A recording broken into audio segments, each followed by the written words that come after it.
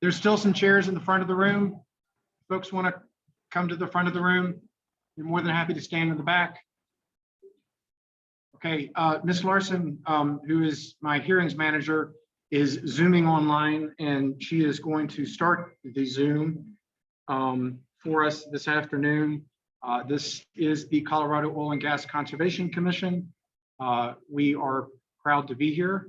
I would like to introduce ourselves to you.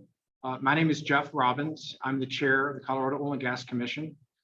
To my left is Commissioner Karen McGowan, Commissioner John Messner, Commissioner Priya Nanjapa to my right, and Commissioner Bill Gonzalez.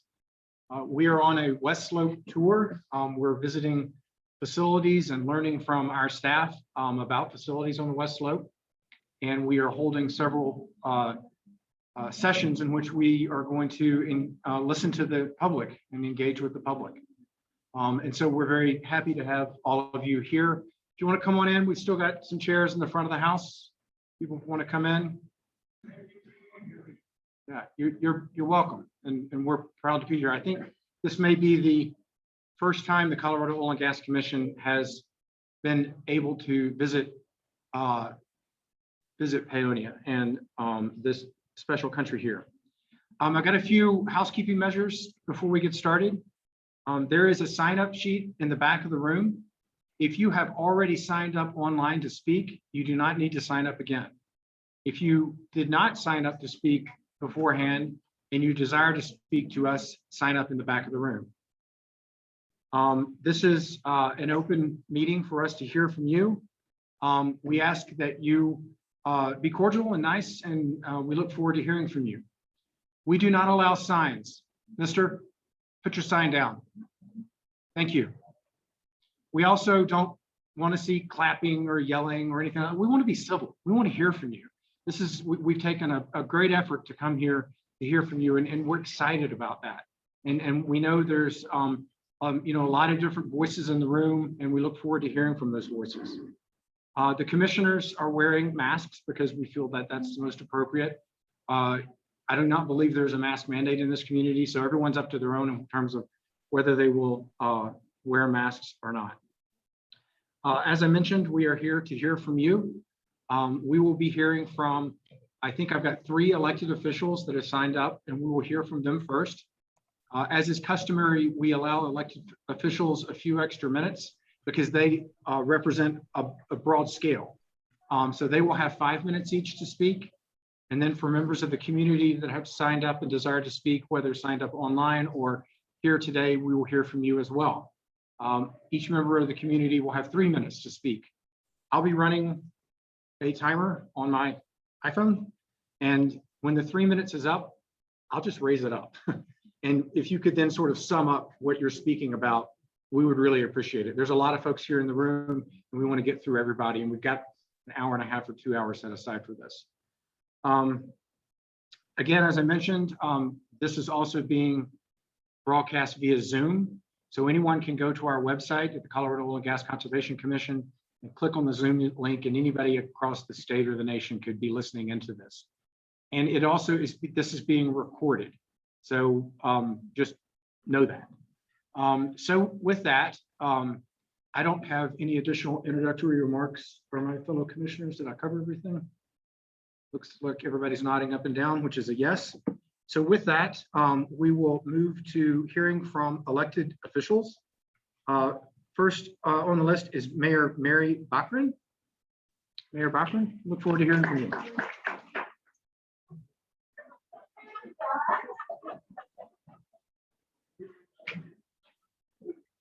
And let's do a test. Can you like say test 1, 2, 3? There you go. Test 1, 2, 3. Yeah, that works great. Okay, very good. Well, first I want to thank you guys so much for coming to the town.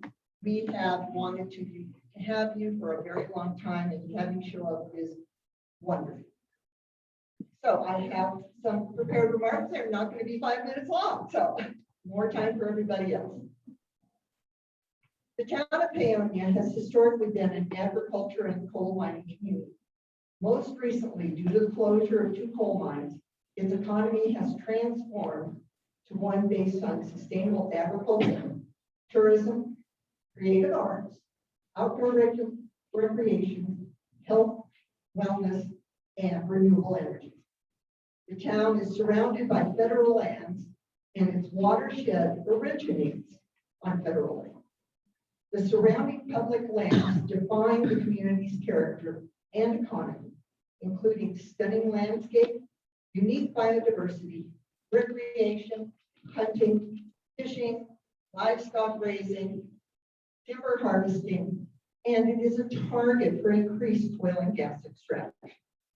The North Fork of the Gunnison River has been designated one of 15 rare and irreplaceable ecosystems in the United States. In addition, water withdrawal from the North Fork of the Gunnison River is limited by a U.S. Fish and Wildlife biological opinion to 607 acres per year for energy production. The town of Paonia is a frontline community that will bear the brunt of oil and gas development upstream in our watershed and airshed, and the related truck traffic on Highway 133, which bisects North Fork Valley. Highway 133 is also the second most geologically unstable highway corridor in the state, second only to Glenwood Canyon. We know enough that Glenwood Canyon. Due to its limited jurisdiction, the town of Paonia relies on county, state, and federal laws and regulations to ensure that the town of Paonia is protected from impacts which originate outside the town limits that impact the town's people and economy. The town is located within Delta County, which repealed its oil and gas regulations in September of 2019. The Bureau of Land Management approved a resource management plan that inappropriately opens up the North Fork Valley to more natural gas development over the objections of the town, the community, and the state.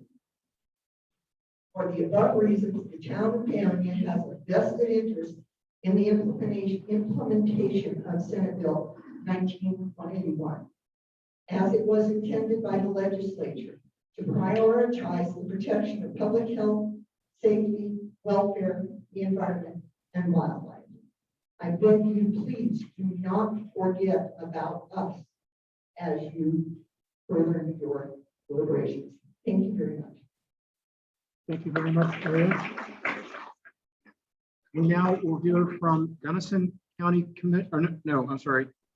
Delta County Commissioner Wendell Kuntz.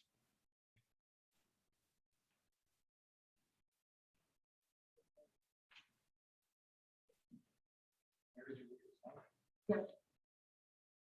guys hear me okay? We can. I am Wendell Kuntz. I'm a Delta County Commissioner for District 3. I'd like to welcome you guys to Delta County. Formerly, I served as mayor of Hotchkiss and as a trustee. My career has been in mining. I'm a professional geologist and also a registered member of SME. I've worked in the energy business for almost 30 years in the mining. And I tell you, I've also served on the Delta County Oil and Gas Working Group and also on the Delta County Coal Mine Methane Working Group. I've actually had to work with state, local, and federal regulations in my career. For you guys, it is my expectation that oil and gas producers be held to the same standards and businesses operating on public lands and private lands. With the elimination of coal-fired electrical generation in Colorado by 2030, we will all be more ever reliant on gas production for energy to power our homes and our businesses. While the Piceance Basin is one of the most prolific gas resources in the western Colorado, there's only a meager reservoir geology that can host similar gas resources here in the North Fork. I hope you've seen the miles of separation between activity in the far northeast Delta County, which has exactly one operating well, and the water and agricultural lands we all treasure down here in the valleys. Don't let the hyperbole of this moment overshadow the sound decision-making that is required of this board. We all need to recognize that the probability of oil and gas development here in the North Fork, down in the valley, is extremely remote. The mission statement of the Oil and Gas Commission says, foster the responsible, balanced development and production and utilization of the natural resource, oil and gas in the state of Colorado, in a manner consistent with the protection of public health, safety, and welfare, including protection of environment and wildlife resources. You all obviously believe in this mission or you wouldn't be here today. It is my expectation that the COGCC provide an efficient and robust permitting and regulatory oversight to work with gas producers, hold the operators to high standards, and work with them to achieve sound results for public health, safety, welfare, and the environment, and the wildlife resources. I appreciate the time and the effort the board has put into coming to Delta County. Feel free to contact me at any time. Thank you. Thank you, Commissioner. We now will recognize Gunnison County Commissioner Jonathan Hout. Sorry, can't read my writing. Good afternoon. We are in the afternoon now. I'm Jonathan Hout, Gunnison County Commissioner, and I will start with an appreciation of you taking the time to travel to Western Colorado, visit with communities and interested parties. Happy to be in Delta County, our friends and neighbors, and we work together on quite a few issues, and oil and gas development is included in those. Gunnison County, being a geographically large county, is somewhat unique in that we touch a lot of economic drivers, a lot of things that really represent a crossroads of different interests economically, socially. We have a strong ag community. We're home to Western Colorado University, ski area. We have coal development in Gunnison County. We have oil and gas development, as well as rich, deep opportunities for sporting and recreational opportunities. We're a headwaters county and contribute a large amount of water to downstream users for ag and recreation as well. And one thing that Gunnison County has always prided itself on is its ability to work through issues that are important to the community and to a diverse community and to find balance. And that balance is found by reflecting the values of how we approach the work that we do. And we appreciate having the same from the Colorado Oil and Gas Commission. Pre-Senate Bill 181, Gunnison County was noted for having some very unique and specific oil and gas regulations that were county specific, they were landscape and geography specific, but they always led with the same idea and the same concept. And that was protecting air quality, water quality, and public health concerns and issues.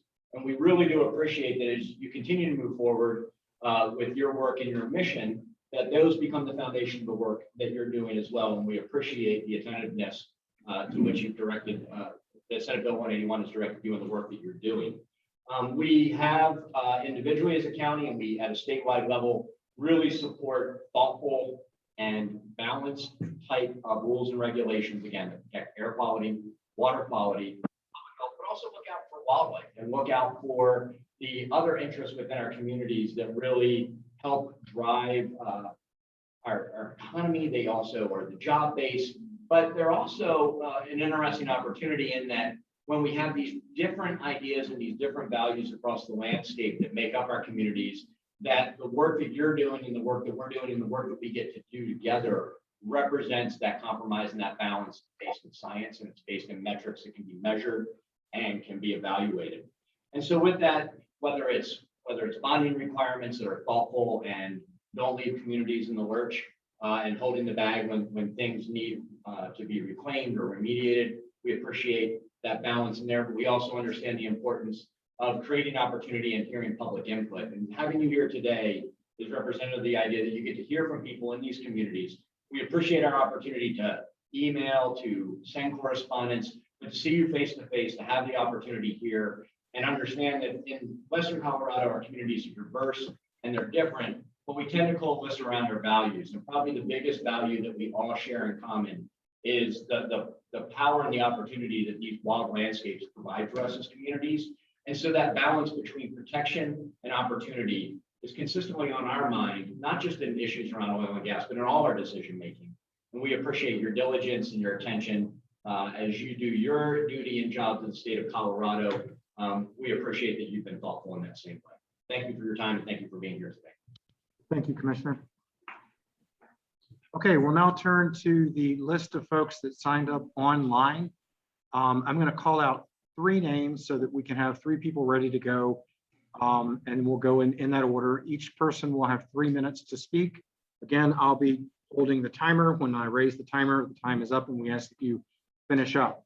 The first 3 names on the list are Ann Lee Foster, Pete Kobenschlag, and Eric Sanford, except for, take it back, Pete Kobenschlag is going to testify via Zoom later. So Ann Lee Foster, Eric Sanford, and Jeff Schwartz. If the 3 of you could come up, if you're in the room, we'll move forward with your testimony. Good afternoon, Commissioner. My name is Anthony Foster. Thank you for coming to our court. Commissioner Robin. Good to see you. I was a ballot initiative proponent for Proposition 112. I appeared in front of this body, which I recognize is a significantly different group of folks than it was 2 years ago in Glenwood Springs. And at that time, I brought up 3 different issues that I felt were imperative in properly addressing and implementing SB 181. 2 of those issues have not been dealt with yet. They are on the schedule for rulemaking, but they haven't been tackled. And one of them, this commission has chosen to disregard as a part of the oil and gas permitting process in Colorado. That is climate change. I want to remind this board that there is federal precedent for considering the impacts of greenhouse gas emissions and climate change in oil and gas permitting. In 2019, Judge Contreras ruled in a federal case that cumulative impacts of climate change must be considered. A direct quote from Judge Contreras is, given the national cumulative nature of climate change, considering each individual drilling project in a vacuum deprives the agency and the public of the context necessary to evaluate oil and gas drilling. So this brings us to the next point. This is a part of cumulative impacts. How can we be properly protecting public health and safety and prioritizing public health and safety when we aren't looking at the cumulative impacts, as Judge Contreras says, of oil and gas activity? How can we be properly evaluating prioritization of health and safety when we aren't looking at the cumulative impacts of emissions on the front range to the already deadly air quality? How can we be properly evaluating the impacts of oil and gas activity on the western slope, which is experiencing extreme drought? And we know that this industry destroys millions and millions of gallons with each well that is drilled. It's unacceptable, and it feels to the public like this is a ostrich with their head in the sand moment, that we've chosen not to address this and not to include this in the evaluation process. The third issue is bonding. This is something that we have an enormous amount of evidence as being problematic. The province of Alberta in Canada estimates over $100 billion in cleanup costs for orphaned oil and gas wells.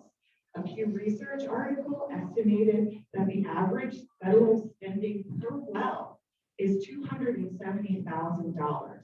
You cannot tell me that the rules and regulations that this commission is looking at for bonding is appropriate. There's not even, there's a document from this body under the Hickenlooper administration, which we all know is incredibly favorable to oil and gas activity, that stated the average cleanup cost was $80,000.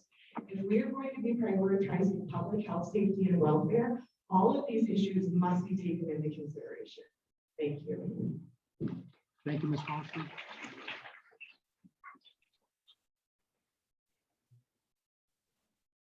This should be on, yes.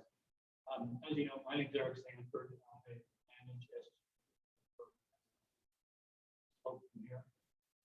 Been doing that for over 13 years now. Really, the reason I'm speaking today is to genuinely thank you for visiting. In my 13 years in this position, not one commissioner has come to visit, to my knowledge. And so I genuinely appreciate that effort you made, primarily because as commissioners, I think it's important for you to understand that every operation is different, every operator is different, every field is different. There's difference between different wells, even facilities that might look the same on paper are very different at times. The only request that I would really make is that with your new mandate, with your new mission, that you as commissioners do what you can to we're having trouble hearing. Can Okay. you make sure that you can speak closer? Yeah, sorry. Open here. Do what you can to, in this new process with your new mission statement, to establish channels of communication between operators and the commission, and by the commission, I mean staff commission. I believe that's important in the protection of resources. I understand your job is not to foster oil and gas. Industry understands that. But I think increased communication and channels of communication are very important to protect all the resources that I think we all want to protect. Thank you, Mr. Sanford. Now we have the next three individuals that have signed up are Jeff Schwartz, Matt Soper.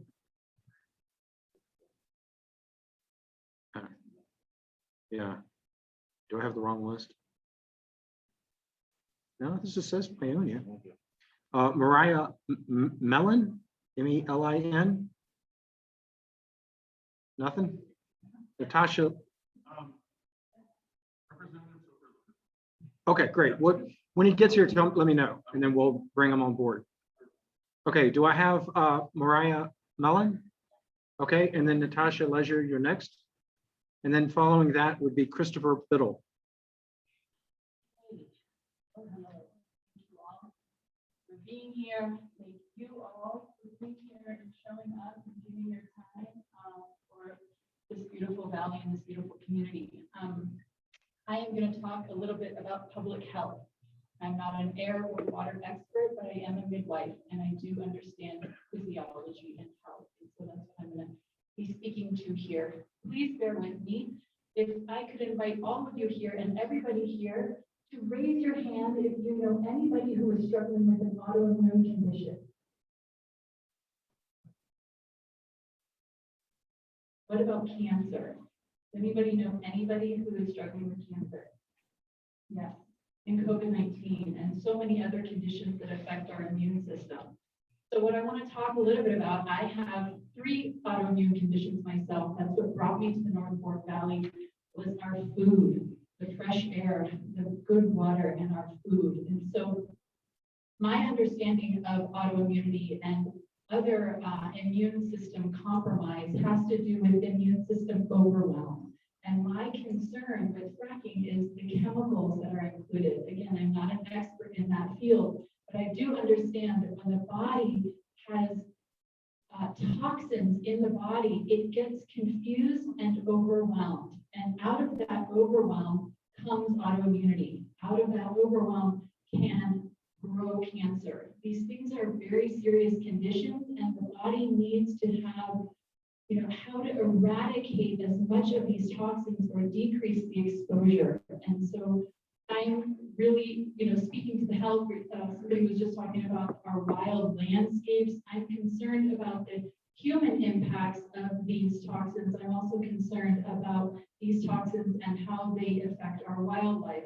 I'm just really wanting to say that we all know our body's health. If we don't have our health, what do we have, right? So how can we, bring in these alternative solutions to energy? And my understanding of fracking is that it is a short-term solution with long-term consequences.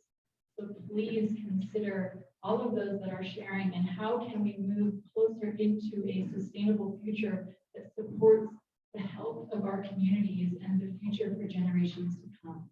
Thank you.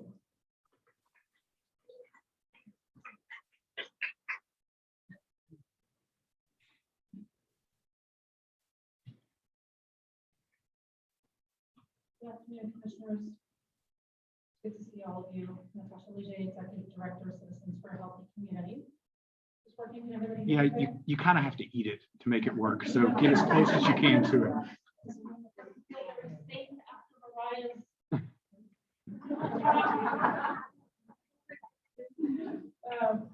Anyway, okay, we're gonna get closer. So I'd like to thank you all for coming to the North Fork Valley. It's really a historic visit, and we've certainly been asking you to come for a long time. So thank you again for being here. We hope that your time here will give you a better perspective of the public health, safety, and environmental issues that we've been raising with you for the last several years, in particular what we call offset impacts and what you may call cumulative impacts. We can tell our story better than anyone. And the community was looking forward to a community impact tour with the commission, especially focused on showing you our farms, irrigation infrastructure up in our watershed, geohazardous areas, so that you could see and feel with your own eyes and senses what is at risk here from the geological hazard and potential water contamination impacts of upstream drilling activity. A community impacts tour was in the same vein as the education field tour listed on your agenda for oil and gas facilities in Gunnison County. Yet, a community tour was not embraced. We recognize the importance of understanding the oil and gas operations that you regulate, but what is equally important is understanding the adverse impacts that your regulations need to first avoid and second mitigate.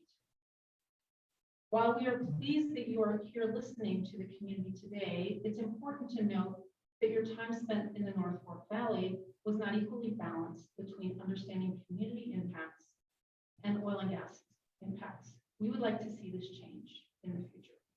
I also want to point out the importance of educational tours being open to the public. As it is important for commissioners to understand both sides of the coin they regulate, it is important for the community to engage with commissioners to better understand the oil and gas operations.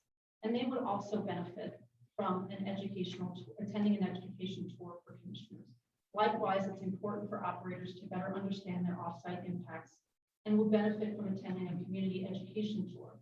We recognize that constantly doing business under the public microscope is not easy, and that it's the nature of your business and what you do in protecting public health, safety, welfare, the environment, and wildlife as your mandate. Last year, we thanked you for adopting the most protective oil and gas regulations that Colorado has ever seen. And in fact, in front of you is the thank you letter from the community. You listened to us when we spoke of geological hazards in seismic city and offsite impacts and incorporated those considerations into the permitting process for the first time. As we all start to work with the new rules, gaps are emerging. For example, old development standards are grandfathered into location assessments, Form 2As, approved prior to January 15th, 2021. For us, that means geohazard mitigation plan and seismic monitoring plan are now considered in the permitting process if the 2A was approved prior to January 15th.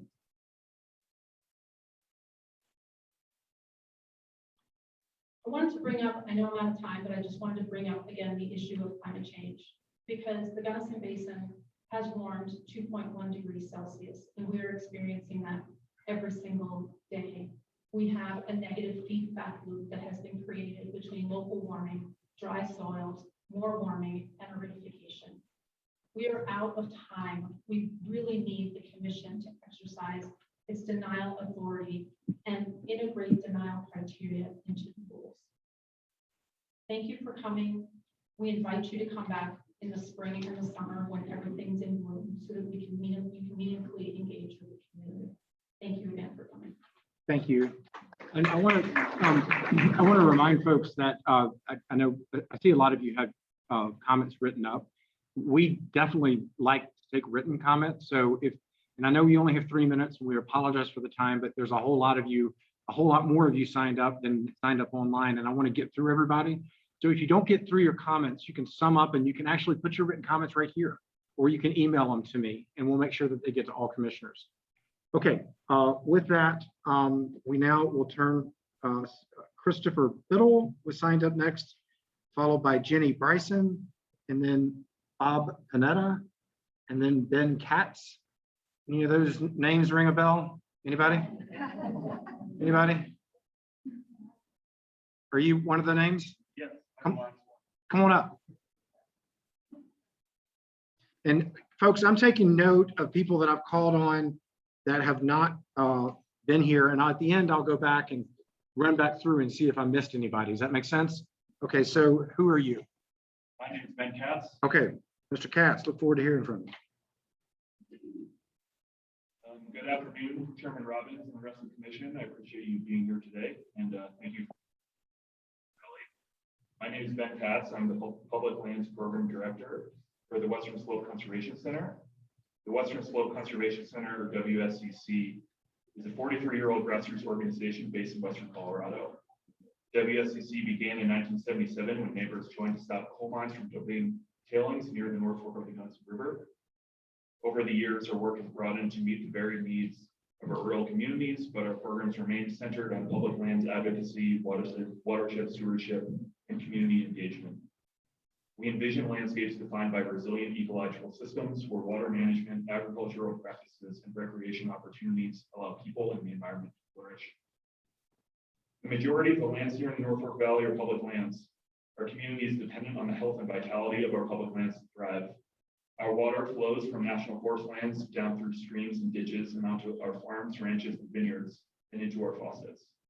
Visitors come to our valley to hunt elk and deer, fish in our wild rivers, and hike in our wildlands.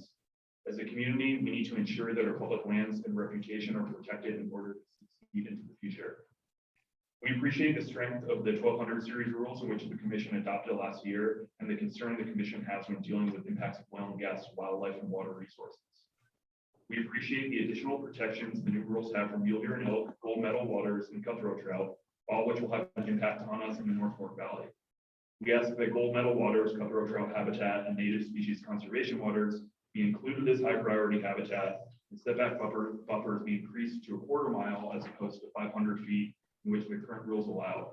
We feel that this will have a larger impact on these species, which greatly impact our community.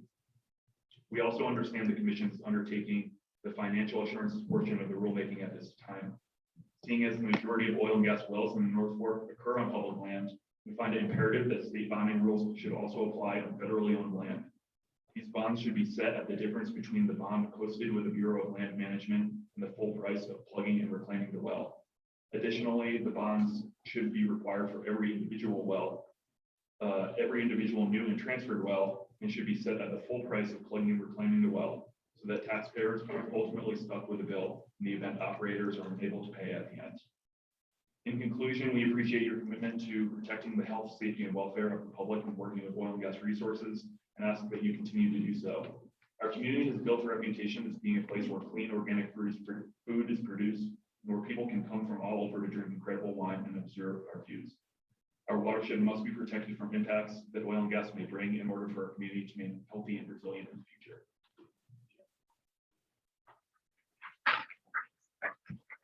Thank you. Next signed up is Roger Day, Susan Fryer, Cassandra Chinck,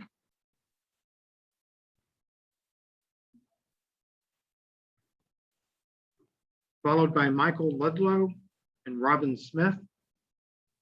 Good afternoon. Can you state your name for the record? Mr. Day, good to hear you.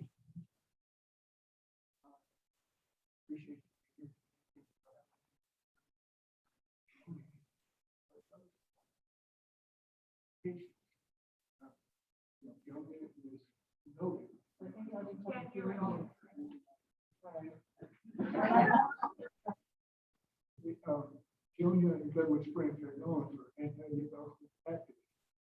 To our two meetings.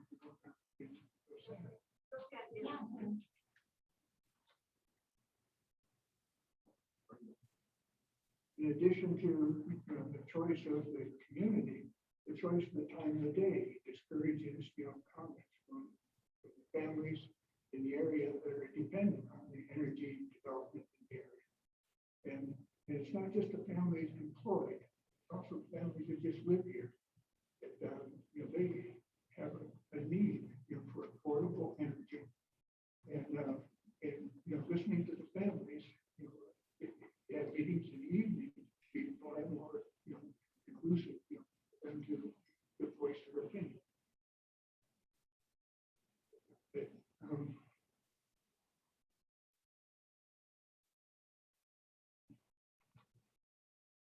I can't help but believe that an awful lot of the opposition to oil and gas development in the state and the nation, it is derived from short-sighted, self-interest.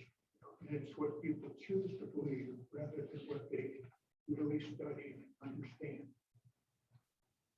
And if everybody in our society acts in self-interest, our society, collapses because we do not work for the common good of the society. It is wrong for us to expect affordable energy to heat our homes, to fuel our cars, and have it and count on being developed in somebody else's backyard. It's also wrong to drive up the cost of food and products that we need for our families.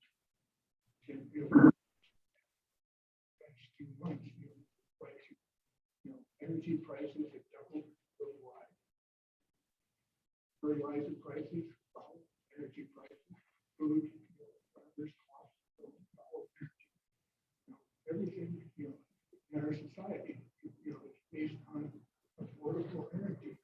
And, if we're heading in a direction where that's, becoming more difficult for cheap.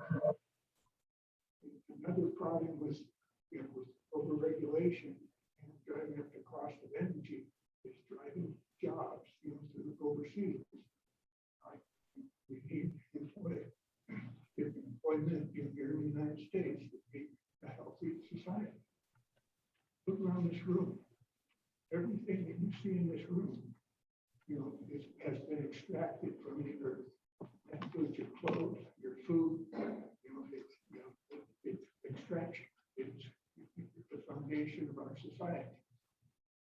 And it's, the old mandate of the COGC, was to foster energy development, oil and gas development. And that was a proper charge for, communities and for governments, to, provide for their citizens, reasonable cost energy. Domestic energy is needlessly restricted. Americans, families suffer, but the enemies of the United States prosper and become bold. Thank you, Mr. Day. Okay, now we have Susan Fryer, followed by Cassandra Chinck, Michael Ludlow. Good afternoon. My husband and I moved here. Can you state your name? Susan Fryer, Thank you. and we moved here in 2013. As we heard, what a beautiful valley and how people care for this valley. Since we've been here, we've watched the effects of climate change impact fruits and vegetables that are grown here. People are definitely feeling the effects. The intense heat we have every summer is getting worse and worse, and our drought continues. The North Fork Valley remains an inappropriate place for oil and gas development, and the rules need to be strengthened to clearly prevent new development in areas that are, in particular, disproportionately impacted by climate change, at risk of landslide and geological instability, groundwater and surface water contamination, and have high concentrations of organic agriculture, which we do here. Under SB 181, denial criteria for permitting has not been identified. We need these spelled out and tied to climate change and local warming, geological hazards, seismic monitoring, adverse impacts to public health, environment, and wildlife. While the current commission, who are more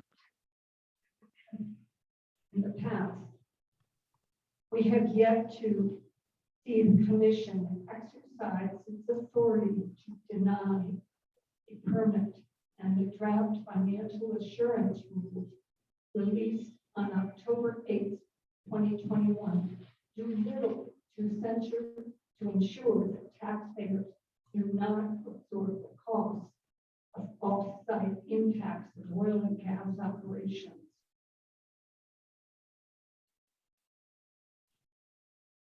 We are afraid of what's happening to our valley. We do not see fracking as something that will produce a healthy future. We hope the commission will look at what has been addressed here today and consider what you really can do to help protect us all and help the future. Thank you. Thank you. Next on the list is Cassandra Chinck, Michael Ludlow, Robin Smith, Brian Farmer. Anybody? Mr. Ludlow? Robert? Yes, Bob, go ahead. Thank you very much. I'm a native Coloradoan, moved here in 1976, started farming on Rogers Mesa. Ever since that time, I've seen our climates really going into a place where farming and ranching is harder and harder. Last year, ranchers had cattle on the high country, on public lands where they grazed their cattle summers and falls for generations. Last year, they had to haul water to their cows because the springs that have never gone dry went dry. Now you're talking about fracking, using hundreds of millions of gallons of water that can never be replaced. It's made so poisonous by this fracking endeavor. The frackers are fracking for other countries for money. It's a cash deal. They're not fracking to make our country more energy efficient. They're fracking to make more money. That's been their job. In the 70s, Exxon knew that this was happening. They quieted their scientists. They did not act on this. We've had them in Congress just last week admitting that they knew this for generations, for decades and decades. It's a sin which we've let the oil and gas companies do to this country, especially our community. And I ask you to be servants of a community, a statewide community, because the people that sat in your seats before might as well have been working for the oil and gas commissions. The oil and gas companies, excuse me. So please think about what's happening. Last year, we lost fruit crops with an early freeze in October, which had never been happened. Not only crops, but orchards were wiped out. Trees were killed. This has been known as an area for great organic farming for decades. And now we're seeing that maybe being curtailed. So fracking has just got to be stopped. There's no compromise. Thank you.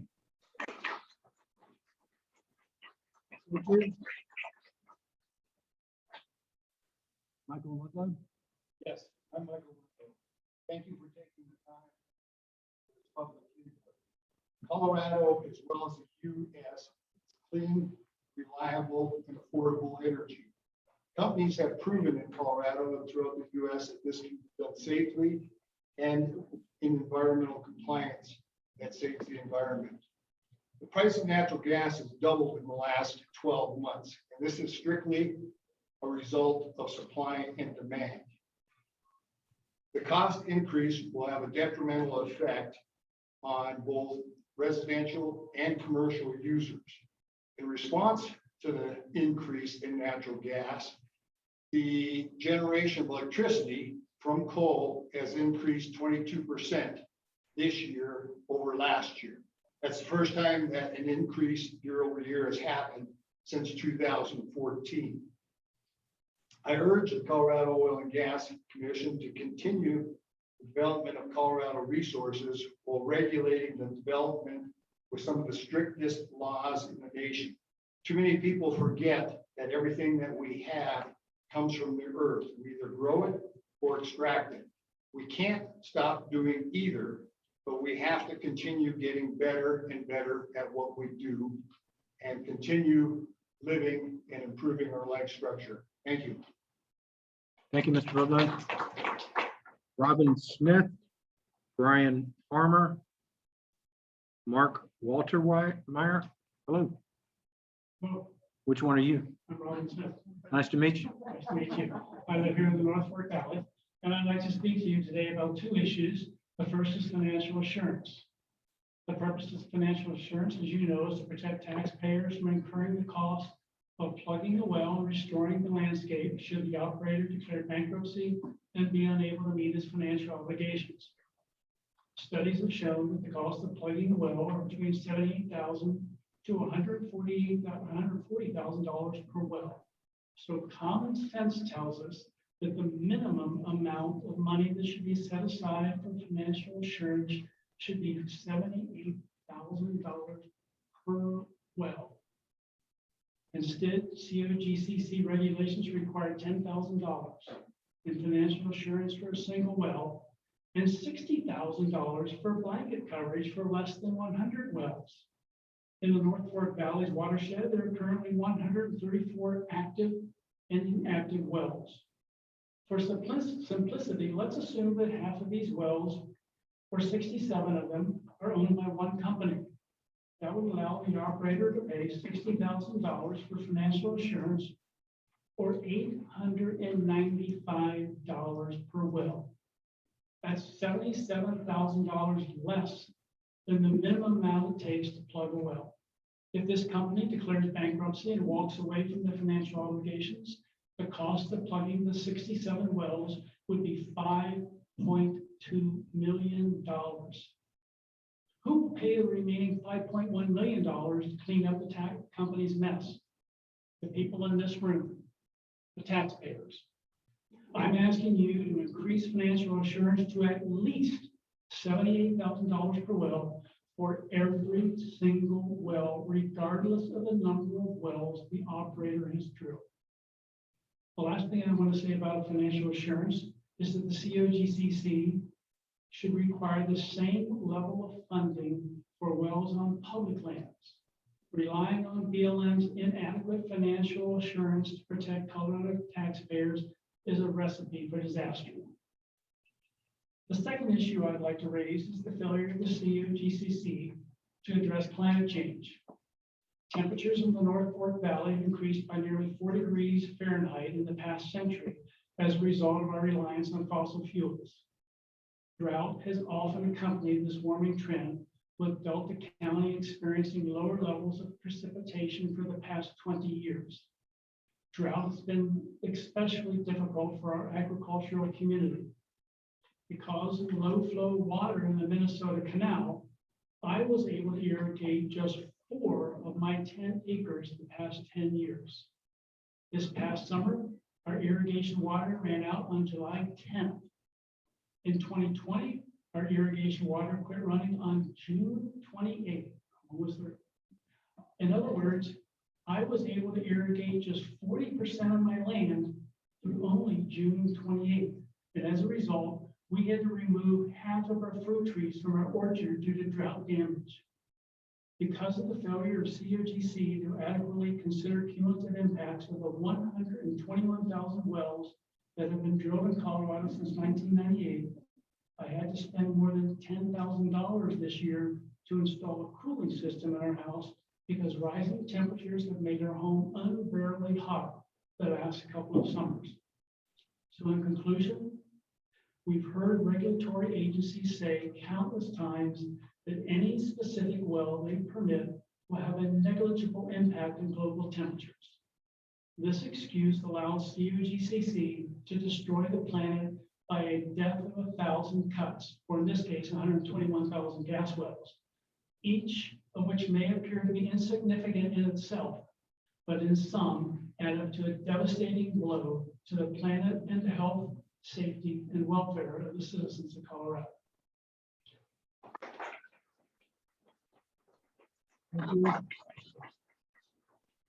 Brian Farmer.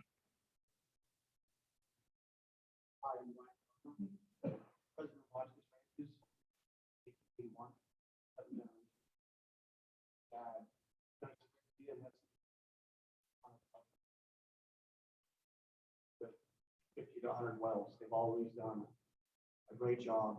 They've always had water monitoring, great precautions. So we've always been extremely happy with my neighbors and ourselves and happy with what they've done. Previously, we had Oxbow, took out tens of thousands of tons of coal underneath our property.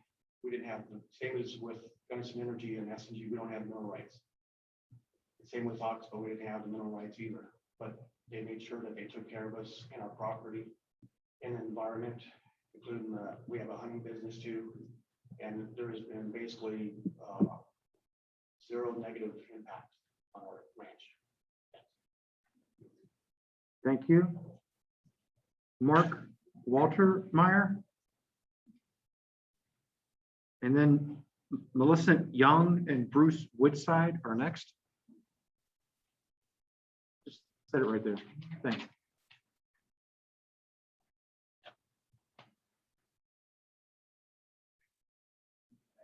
I'm Mark Waltmeyer from Hotchkiss. Get a little closer to the mic, Mark.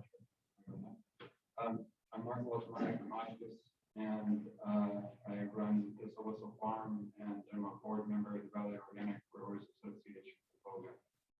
I represent over 125 local producers of food, wine, meat, cheese, and other agricultural products in this watershed. So I'd like to thank you for coming to the Western Slope to see more clearly how oil and gas development is different here than on the Front Range. And I encourage you to spend the time to see and experience more than the wells and extraction activities, and include those of us who are paying the cost of oil and gas development here. I left some Hogan factories. You're welcome to look through those, and we're happy to arrange a tour if you find the time to do it. So we have a thriving agricultural community, and a thriving community underpinned by this small scale agriculture here. We need you to consider our lives and livelihoods in your decisions. It's our health and welfare that's affected. Your decisions affect our water, our air, our roads, and ultimately our ability to continue to engage in the work we're doing. I believe that these considerations reflect the spirit of SB 181 and reflect the reasons it passed and was put into law. I'd like to reemphasize the issues that we've included in our previous exchanges, issues that are not yet reflected in your rulemaking decisions. Opt-in notification of upstream oil and gas activities codified in COGCC rules, and consideration of the financial risks of downstream water users are primary among our concerns. I don't see these issues being adequately addressed in the rules, and I encourage you to include them so as to protect the lives and livelihoods of those of us downstream of oil and gas development. Industry needs to pay for the effects of their activities, not us. We need you to put those costs and those risks on those responsible for them, making sure oil and gas companies pay the true costs of their activities. Finally, I'd like to encourage you to frame your decisions with climate change in mind. We live in an area where climate science has indicated a significant increase in average temperature, characterizing the area as a climate hotspot. We are living and producing food in an area that is already bordering on desert, relying on irrigation water to produce our crops. Increased temperatures decreases water availability and increases variability in weather, and increasing variability in weather threatens our ability to reliably produce food. Methane and carbon dioxide, both results of oil and gas extraction and burning, contribute to our problem and need to be considered in the permitting and regulatory process. Please include this reality in your rulemaking decisions. Thank you for your time and your willingness to hear from us. Thank you, Mr. Waltmeyer.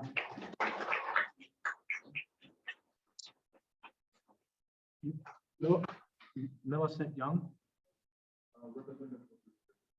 Okay, thanks. Hello, glad to be here. Thank you.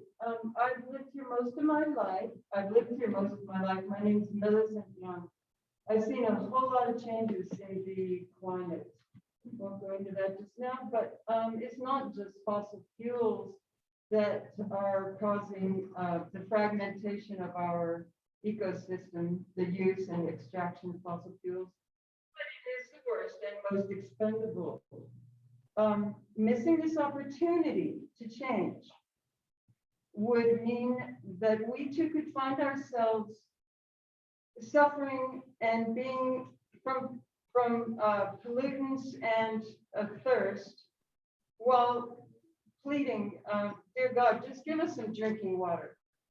1/3 of the world doesn't have access to clean drinking water. And we've been through it. We've gone through it. We know what it's like. We've had bottled water here.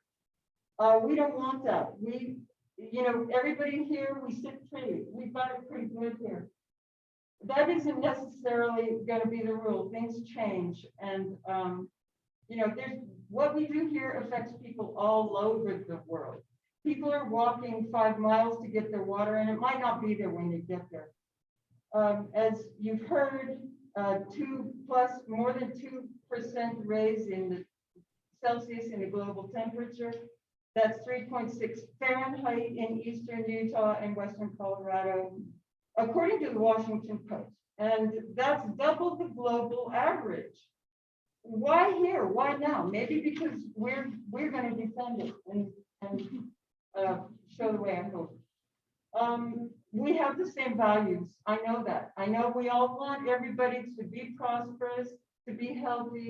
We all have kids. I mean, not everybody, but we love our lives and we love living. And so I appeal to you, please consider how we're so upset around here. We have been fighting this for 20 years plus.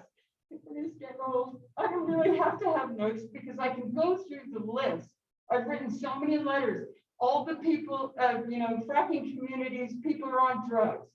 Because the more money, the more trips they make in those trucks, the more money they make.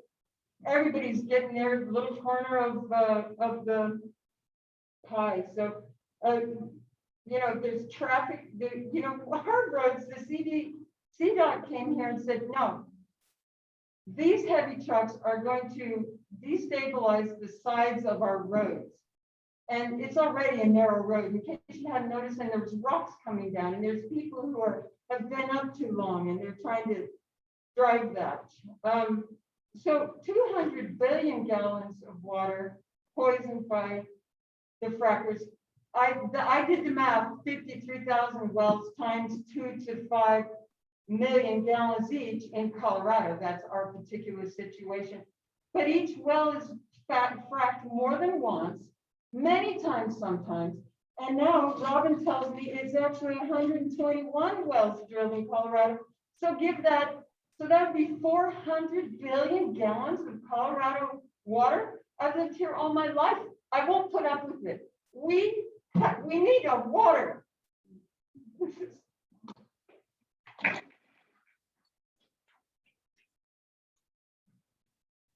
It's the air, people, the methane that is spewing out of things, out of the West Elk mine for God knows how many years. Why do we put up with that? Ms. Young, your time. I'm done. Thank Okay. you so much. Thank you. I really appreciate you listening to me. Thank you very much. Yes, thank you.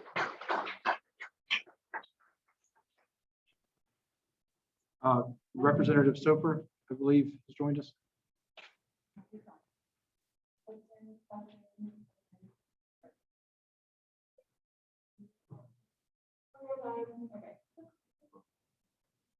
Thank you very much. Appreciate you coming to Paonia and to Delta County. State Representative Matt Soper. Just wanted to talk to you for a few minutes here today. First of all, I'm probably the only one here today who actually voted on the Senate Bill 181. And one thing that I'd like to encourage each and every one of you on the commission to do is to let the legislation play out. Let our oil and gas companies be able to comply with the terms that the legislature has laid out. And with that, to be able to encourage you to start going through the permitting process and to start getting those permits flowing again. It's certainly important, as we look at what does natural gas actually do in Colorado. First of all, we're a net exporter. But there's other countries around the world that we've seen, especially throughout the pandemic, that are now paying energy prices that are 8 times what we pay in Colorado. We're sitting on the second largest reserve of natural gas in the United States, and we certainly should be able to use this resource that we have before us, but be able to utilize it in a way that is respectful of the environment and that complies with what us as the General Assembly has laid out as far as the law. I do want to touch on another element that our natural gas is used for, and that's fertilizer. Right now, we're seeing fertilizer prices that are 2 to 3 times higher than what they have been.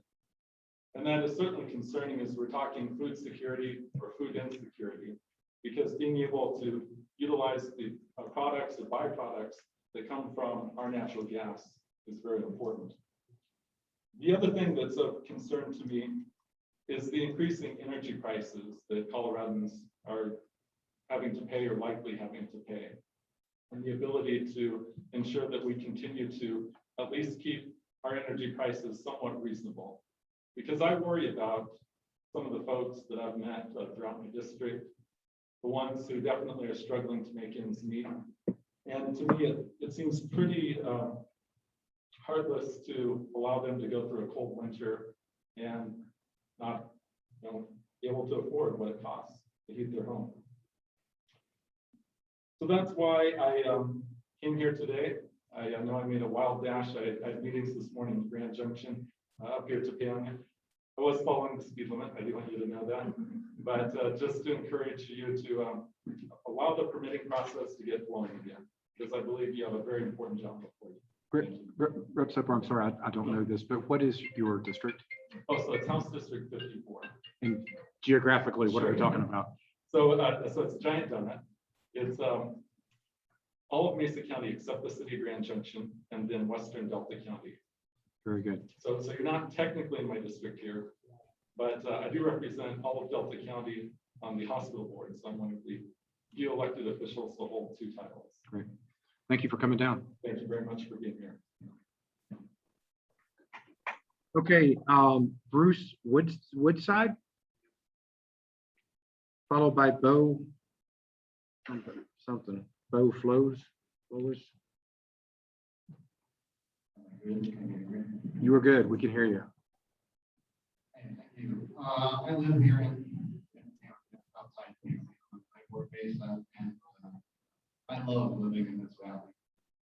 I'm filled with gratitude for this place every day. But what I recognize is that it is in danger, that many of the things that I value most about it, natural beauty, its wild spaces, agricultural abundance, its diverse ecosystems, they're in jeopardy. They're threatened by both the warming climate and by activities over which we can exercise control, practices which we can regulate to help mitigate the threats. I appreciate your efforts to implement SB 181 with a new set of rules that will protect this place by making community health and safety a priority. I want to thank the Commission for visiting the watershed, which I prefer to call the North Fork of Gunnison catchment, because that's what's really happening here, the way this valley works. It's about the water we catch, we store, we sink it, and we share it. Both the amount that falls from the sky as rain or snow, and the amount that right now is flowing down out of the mountains from the top of the watershed and creeks into the North Fork River and on into the Gunnison, all the way out to the rest of the Colorado Basin. There's also water percolating through the soils under our feet, being pumped up out of the ground into the air we breathe by our intact forests, our meadows, our croplands, forming countless connections to natural systems that provide a protective network of support for life in this valley. The network of communities is beginning to show signs of distress. Many of the cycles we depend on, the carbon cycle, the hydrological cycle, have been disrupted and damaged by prior practice. And this, making rules, is our chance to repair them. Some people divide these issues of rural communities like ours into opposing factions of environmental versus economic concerns, but that is a false dichotomy. It disappears when you step back and you look at our real relationship to the land and everything that lives here. Water connects us all. Economies that respect the limitations in place, that recognize boundaries to the extraction and use of resources, have the capacity to not only sustain themselves, but to reverse the trends and regenerate as well. And regeneration should be our main concern moving forward. I want to suggest that we not only manage to ensure the continued beneficial flow of fresh water through our landscapes, but that we articulate legal responsibility, financial and restorative, for damage that's already occurred, or that may occur contingent on continuing permitting of fossil fuel extraction in our catchment, permits for which have already been issued. The extraction industries that you're charged with regulating.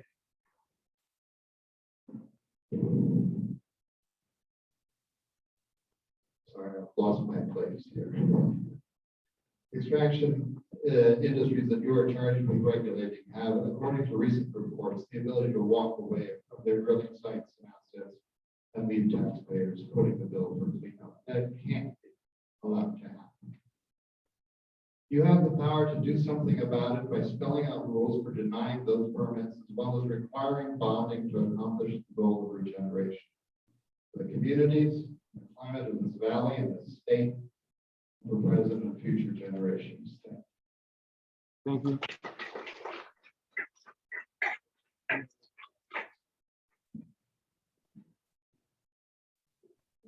Bo Flores? Sorry about that. No, that's okay.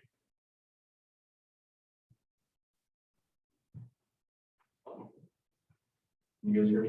Am I good? Yeah, you're good. So, my name is Bo Flores. As you can tell, I'm not originally from Colorado, but I am from Hawaii.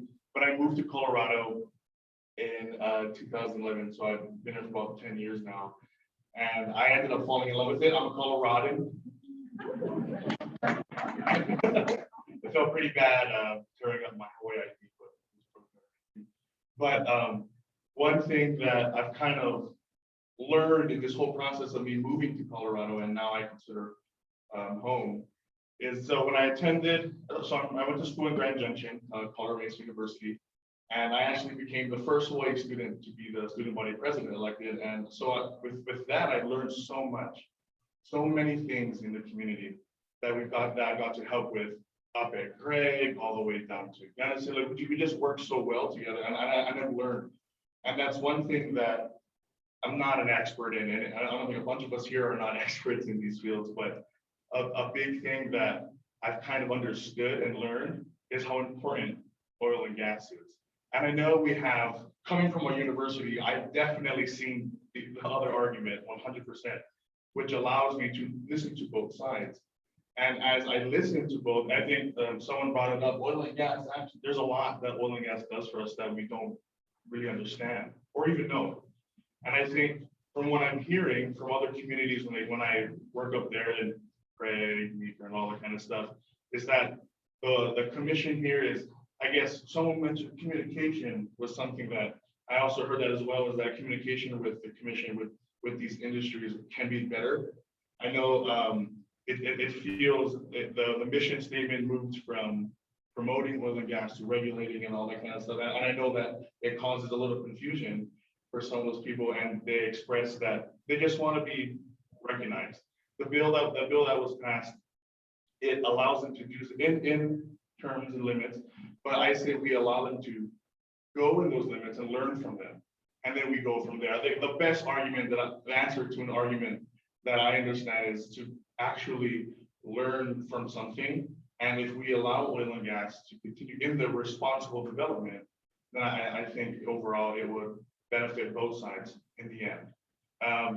Otherwise, I wouldn't be able to go home to Hawaii if we didn't have some oil and gas. But I think, and to end it all, I think other communities, unfortunately, I am from Grand Junction. I have to drive. This is the closest hearing to Grand Junction, but I think it will serve you guys really a great purpose, a great deal, if you actually heard from communities like Grand Junction and Meeker and Craig, just to hear those sides of communities who are actually in those kind of in the oil and gas industry, and so that you can get kind of their perspective as well. So I think that'll serve you guys good. Thank you. Thank you very much, Bo. Chelsea Miura, followed by Emily Hartney and Karen Ortiz.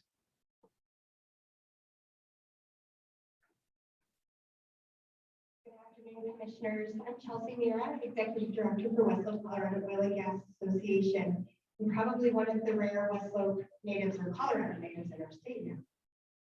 It's a pleasure to finally get to meet you face to face after our 16 months of Zoom meetings. I know this is a refreshing experience for me. Thank you for coming to Western Colorado. I think we all agree on that. Thanks to visit the Western Slope, and we hope this is one of many opportunities to show off our work and what we do on the Western Slope and how it is different from the Front Range and even the Eastern Plains. We are proud of the hard work our women and men do in the field and in their communities. Not only are they experts at keeping our operations safe and protecting public health, safety, welfare, and the environment, but they also give back in the communities in big and important ways.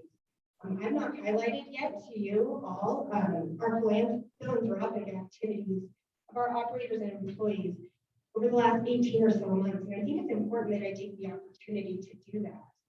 Last year, when the pandemic hit, our companies and employees jumped in. They funded Food Bank of the Rockies West Slope. Throughout the state, we funded over $10,000 to Food Bank of the Rockies. We also donated our time when there was such a disruption in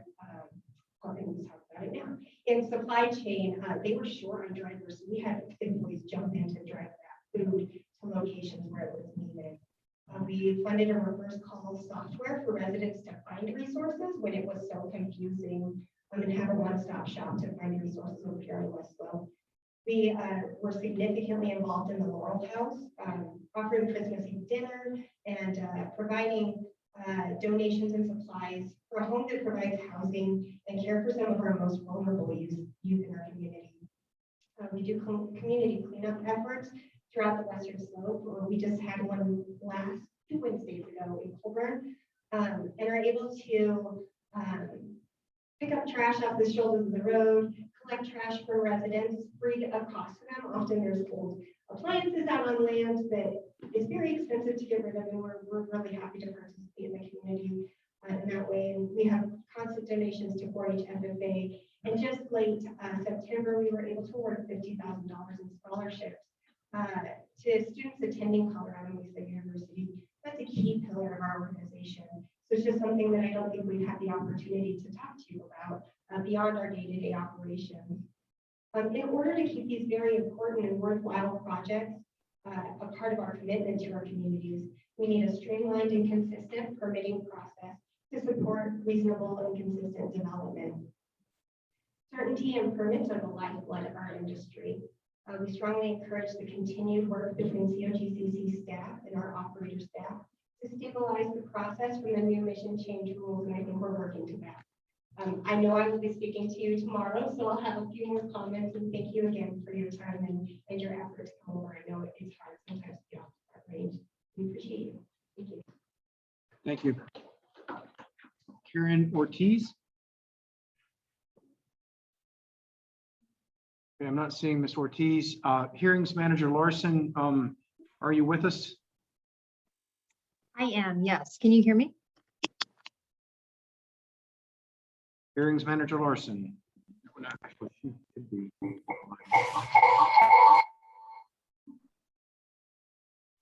Okay, I'm not seeing. We had a few people that signed up to speak via Zoom, so I was trying to recognize those folks.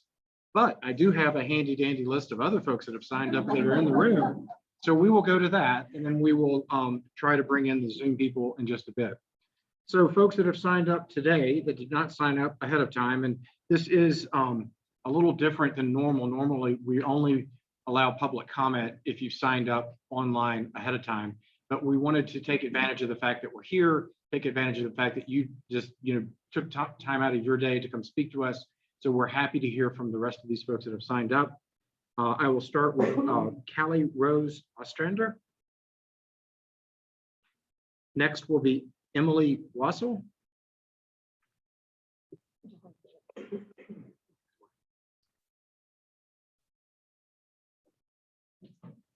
Good afternoon. My name is Calla Rose Ostrander. Sorry. All right. So I'm a resident here in Paonia. My father has been in the oil and gas industry my whole life. My uncle Jim Baylock worked in oil and gas in both Colombia and Ecuador, and my cousin Tyler Gerhardt has worked in the Bakken Catskills. I'm here today because I really want to talk to you all about something that people have brought up in different ways throughout today's hearing, and that's the value of this industry and really the cost or value of the jobs that the industry can create and the cost of what they leave behind. My family declared bankruptcy when I was 11 because of the boom and bust nature of the oil and gas industry and the effects that that industry's boom and bust has on the small people at the bottom of the supply chain or for workers. So my cousin Tyler, after being on unemployment for several years on and off, ended up, his wife ended up landing a great job in HR, which allowed him to be a stay-at-home dad and retire from the gas fields. My uncle Jim, after being stuck in Colombia during a coup that took place there, decided to get out of the oil business and now sells pipes and fixings. This is not a stable economy. We have an incredible resource, as the representative has said, that is represented in the gas that sits below us. We also are an incredible resource in the entire Western United States as a headwater area for the Colorado River, which you've also heard about in the news.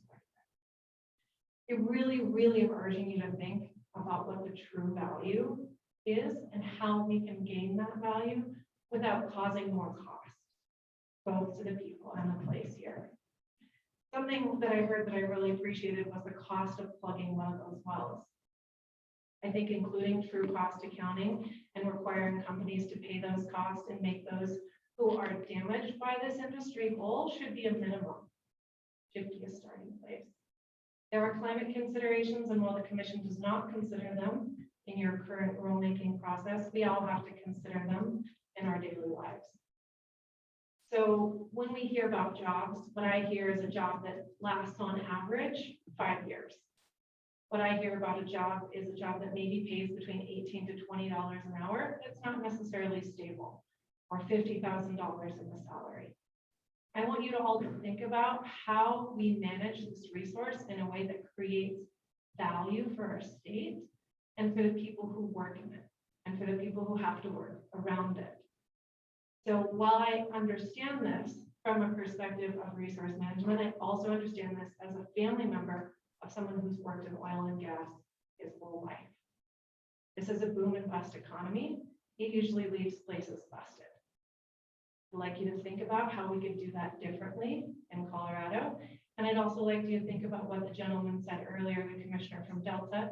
This is not the Bakken. This is not even the San Juan oil field in northern New Mexico. This is a shallow field. We have an unstable geological system. We have fragile infrastructure, and I see my time is up.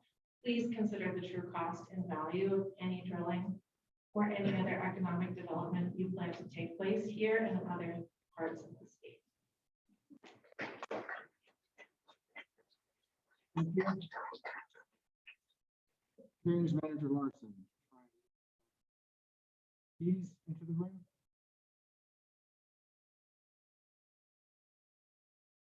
I think I see Ms. Ortiz. Yes, you do. Now you see me, I think. Good afternoon, Chairman Robbins and members of the committee.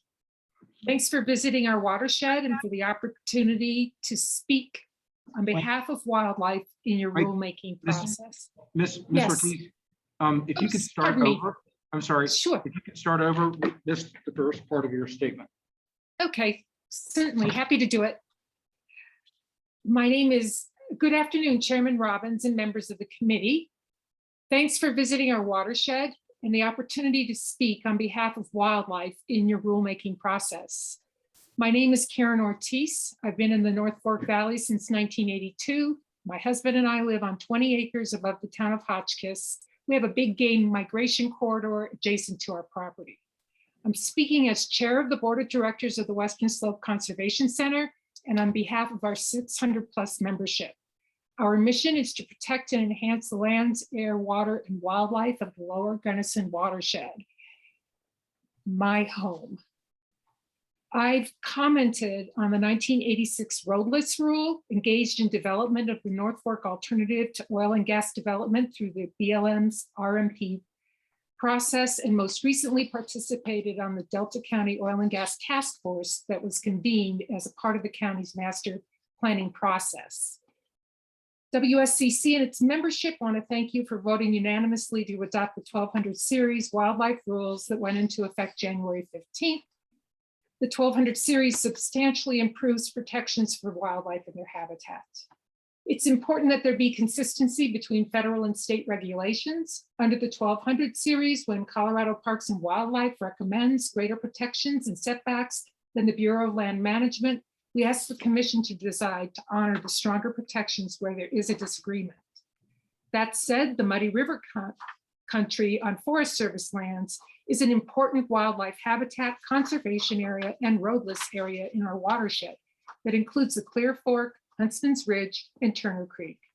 Should roads be constructed for oil and gas development in the Muddy, local continuous disturbances for this activity will have a cumulative impact on wildlife over time, especially during big game breeding seasons. We don't realize the impact until there's a drop in calving numbers when it's too late. Again, we ask the commission to decide in favor of stronger protections for the Muddy Forest should the Forest Service plan fail to protect the area from impacts and ongoing development to the highest degree possible. Noticeably absent in the 1200 rule is protection for bird species. We believe the commission should safeguard the yellow-billed cuckoo and purple martin. We must enhance riparian protections, which are 1% of the landscape, but support 80% of all wildlife, providing clean water supplies, water that cannot be reclaimed from spills. Do you have a plan for cleaning contaminated waters and holding industry accountable for mitigation and reclamation should a spill occur? We sure hope so.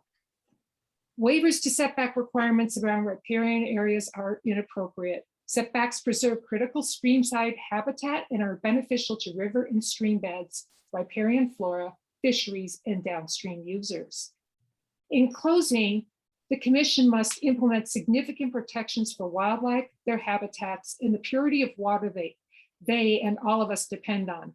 By doing so, you will be true to your mission of protecting our public health and safety and protecting our environment, water quality, and wildlife, all of which I deeply cherish. Thank you for all you do and for your time today. Thank you for those comments. Ms. Larson, do you have others in Zoom that signed up to speak? Is she there? I can't see her. I think there's two more. It's Pete Kolbenschlag here.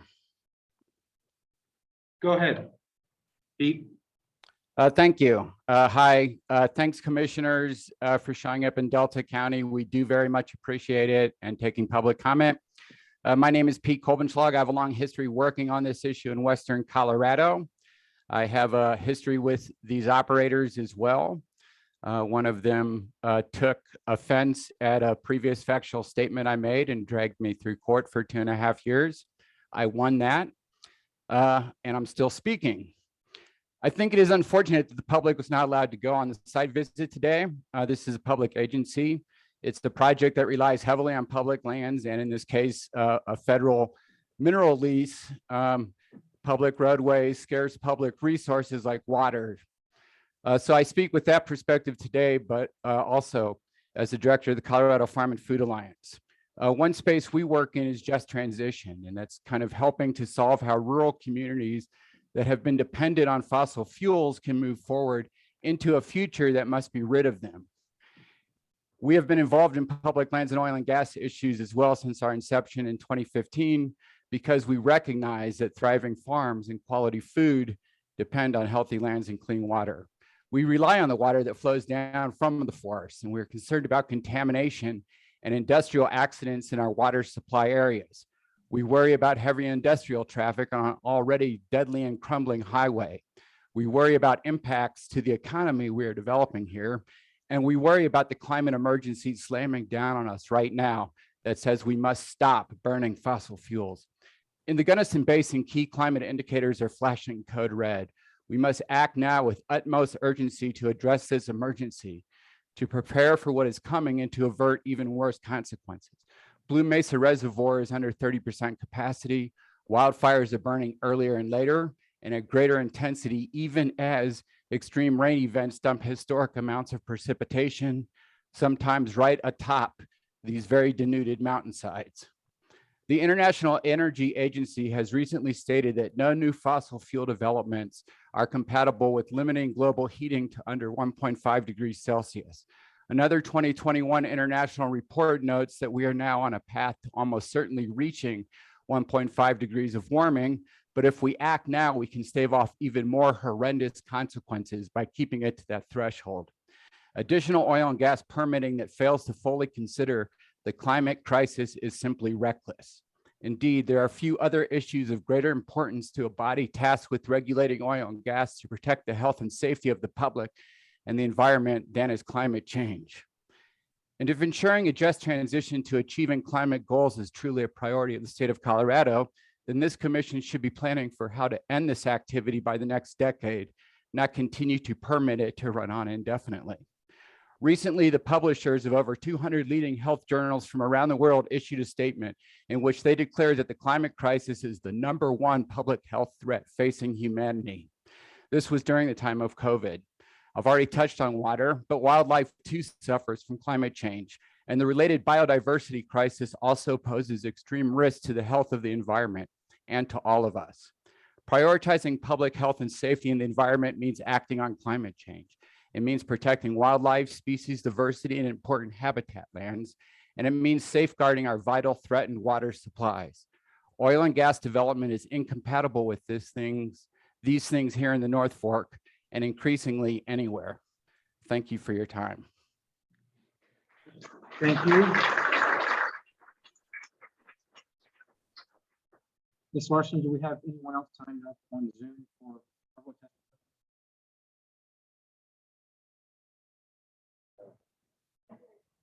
Yeah, I think. Ms. Larson, do we have one last person on Zoom?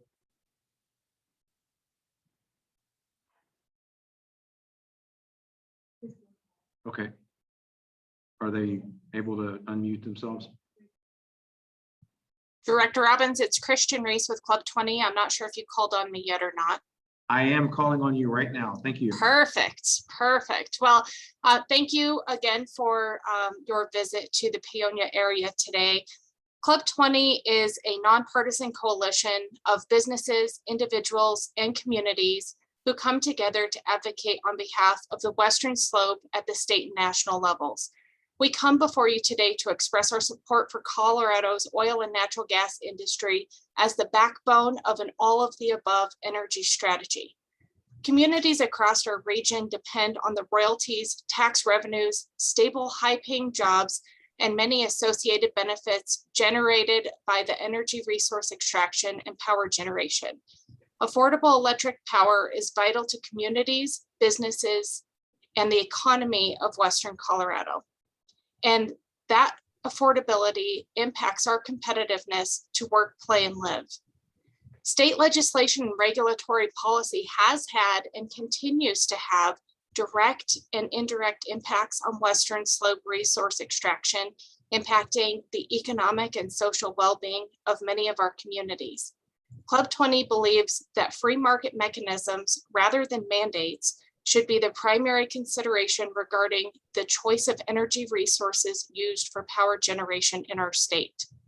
Traditional resources such as oil, natural gas, coal, and hydropower have been and will continue to play a significant role in meeting our future energy needs. As we look to utilize nuclear, solar, wind, geothermal, biomass, shale oil, clean coal, and unconventional natural gas technologies, we must use these energy resources in a combined and integrated manner to provide the foundation for a clean, diversified, and secure energy future. Developing all available energy resources in our state will help strengthen economic growth, promote energy price stability, improve the environment, and allow us to accommodate the energy needs of a growing mobile population. Development of all resources will better position the energy system to respond to new environmental challenges and allow us to take advantage of new technologies that will lower energy costs and reduce the cost of controlling emissions. Club 20 opposes any legislative or regulatory proposal or policy that includes actual or de facto mandates that preclude the development and use of any energy resource, and stresses the importance of incentive-based, non-mandatory approaches that will help states achieve clean and diversified energy goals. We also oppose any proposal that has not been fully vetted in transparent forums that involve all potentially affected stakeholders and has not considered relevant analyses of the social, economic, and environmental impacts on such proposals. Colorado is known across the nation as being one of the only states to put partisan politics aside to develop consensus-driven solutions that achieves compromise amongst all stakeholders. They call it the Colorado way. Please keep this in mind as you lead our state in this process. Thank you for the opportunity to provide comment to you today. Thank you. Thank you for appearing via Zoom. I believe that concludes the Zoom attendees that had signed up for public comment. Want to look to my fellow commissioners. We've got about another hour's worth of public comment. You want to take a 5-minute break or plow through? Just keep it rolling and we'll take a break if you need to. Okay, let's keep rolling.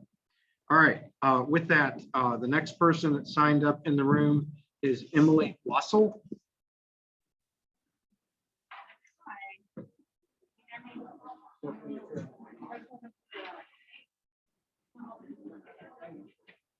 Okay, folks in the room, let's try to give Ms. Wassel the ability to speak.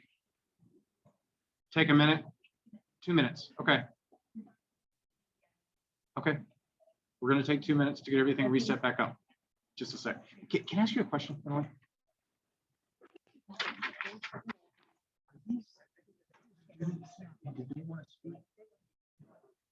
So like, I'll call them all, like these three together and these three together. That's perfect. I just didn't know how to do it.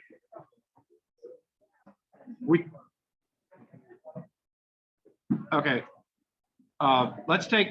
Let's come back in 5 minutes. Call on audible.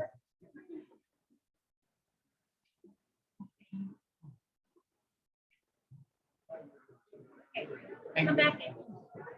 Be there.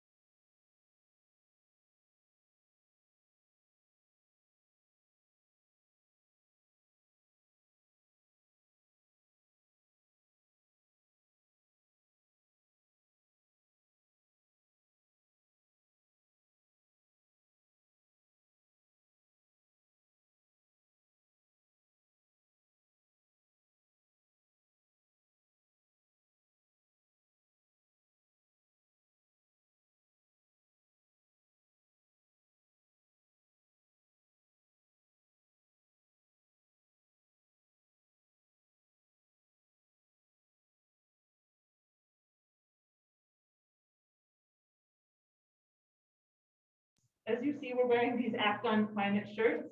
Right now, students all over the world are trying to show people that the past cannot be the future.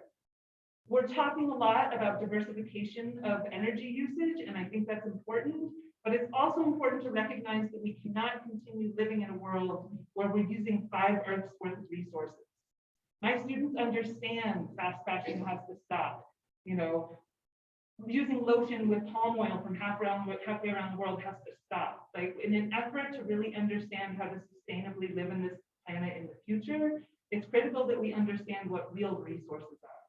And while yes, there's lots of money that can be made from fracking and gas extraction, honestly, I think it's shameful to hear an oil executive talk about donating $10,000 or $20,000 when I can turn around this room and hundreds of thousands.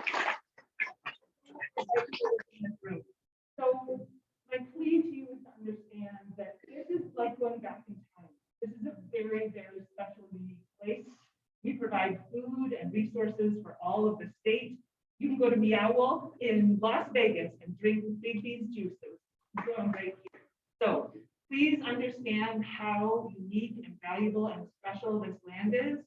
Not just everybody here who's lived their life and enjoyed it, but my 2-year-old wants to become a farmer in this valley. And it's my dream that he will be able to have the beauty and the resources that are worth far, far more than the short-sighted immediate oil and gas. And so while I understand that oil and gas is a necessary part of the life we lead now, please be aware of those areas where it is just too dangerous and too many risks towards something that money can't buy what we have in this community. So thank you very much for your time and effort. Okay, next we've got this, some of your students, Matt, Mia, and Ellie, I believe, are going to present together. And then Aya, Tyler, maybe just Aya and Tyler are going to present together. Come on up.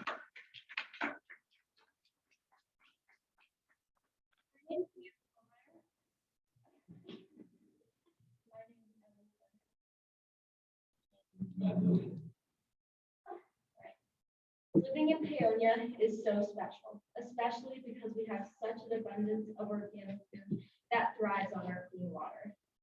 If you start fracking upstream, it will deplete our water supply, therefore leading to contamination that can affect the lifespan.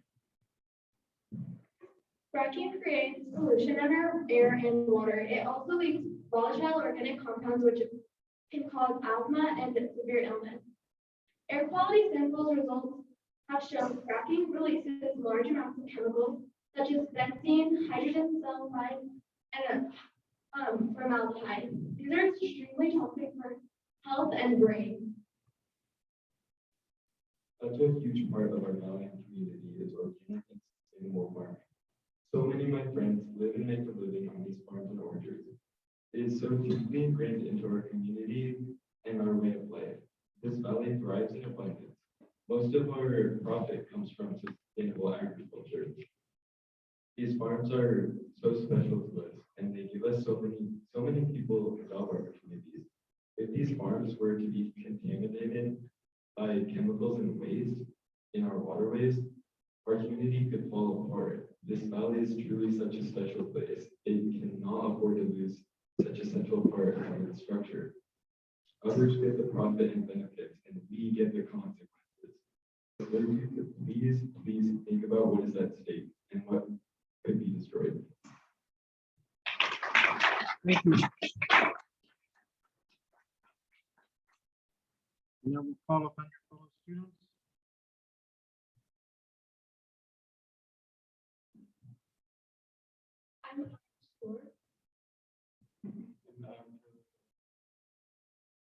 Aya, why don't you pull that down? There you go. Our community thrives off of healthy water. One of the most special things about the North Fork Valley is the land and accessibility to drinking water. That is a very rare and special thing to grow up with. If you begin fracking upstream from Paonia, it will cause many health dangers to the people and our wildlife. I've lived in Paonia my whole life and been to countless fracking meetings, and I think it's time that our voices are heard. According to the United States Geological Survey, fracking a single well can use 1.5 to 16 million gallons of our water. Most, if not all of that water is rendered unusable. Colorado is already in a drought and farmers have limited access to irrigation water. So considering all of this, please don't frack the forest.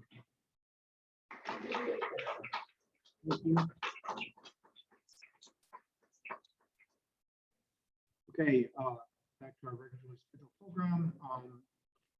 Anna Meter, followed by Audrey Trask, and then Zoe Stoll.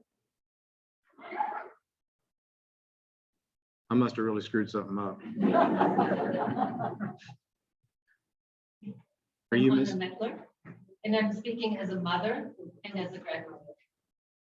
The International Energy Agency, that is generally considered to be a friend of the fossil fuel industry, announced in May that we, the whole planet, need to stop investing in fossil fuel development altogether if we are interested in averting climate collapse.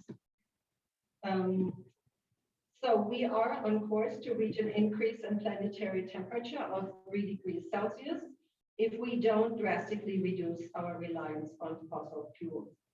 Already, we have atypical temperatures and temperature fluctuations, as we all know.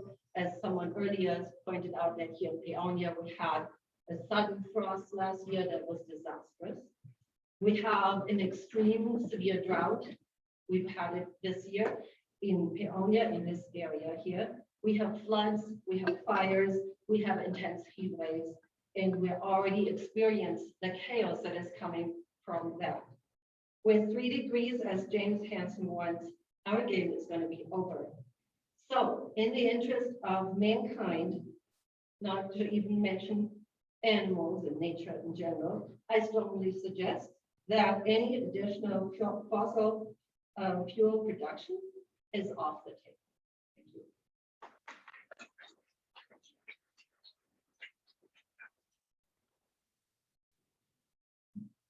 John Orlando.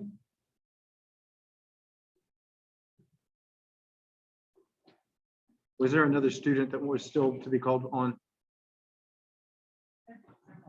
There's a few. Okay. Let me get through the list, and then if we've got time, we'll definitely do that. Go ahead. Thank you all for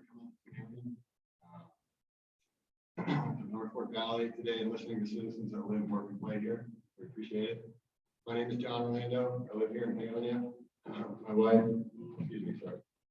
My name is John Orlando. I live here in Paonia with my wife and our young daughter. My wife and I own and operate Rocket Ridge Farm just east of town. Our farm and the products and goods that we sell from the farm are our sole source of income. We do not have on-farm jobs, remote jobs, etc. For that reason, I'm very concerned about the potential, or more correctly stated, the eventual impact of fracking in this watershed. Polluted water, increased occurrences of drought, higher temperatures, and the overall decreased stability to our local economy that is rooted in agriculture are all negative impacts of increased fracking in our watershed that must be taken into account when determining if we should be allowing more wells to be drilled in this valley. In addition to these concerns, I'd like to add my voice to the need for full cost bonding for all wells in Colorado, including on federal, state, and private land. The residents of this valley should not be the ones to bear the financial or environmental costs of operators' failure to retire the wells properly. In addition, while the COGCC now has the authority to deny a permit under SB 181, no denial criteria has been identified in the rules, and no permit to date has been denied. I find this slightly baffling, and I urge you to create and implement denial criteria in the rules that is tied to climate change, global warming, geological hazards, adverse impacts to public health and economy, safety, welfare, and the environment.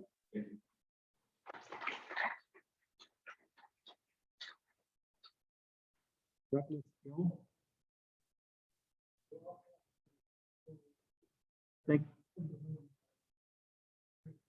That would be great. And we can make sure everybody's got access to written comment. Thank you very much. Come find me as soon as we're done. I'll give you the address. Okay. Kaylin Stevens. Kaylin something starts with an S. Kaylin Shevens.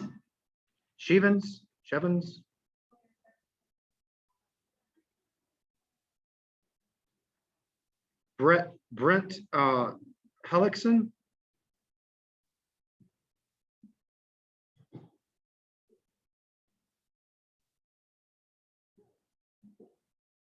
Thank you again. My name is Brent Hellickson. My wife and I own Stone County Cellars Vineyard and Winery on the north side of Paonia here in Northern Mesa.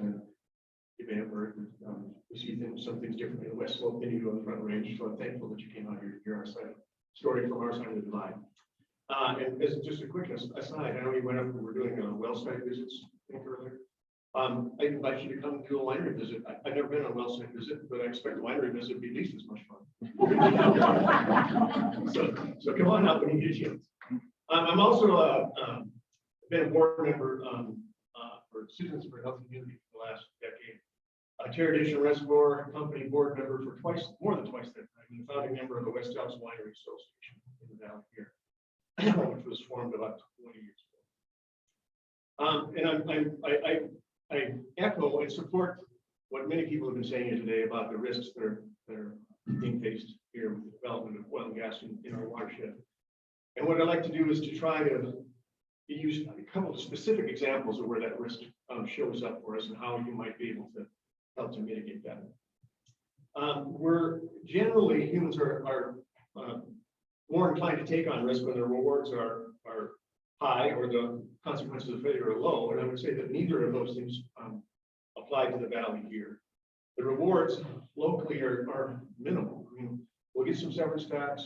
A few people will drive bulldozers and trucks, but a lot of the work is specialized and we'll go to somebody outside the valley here just because we don't have that skill set.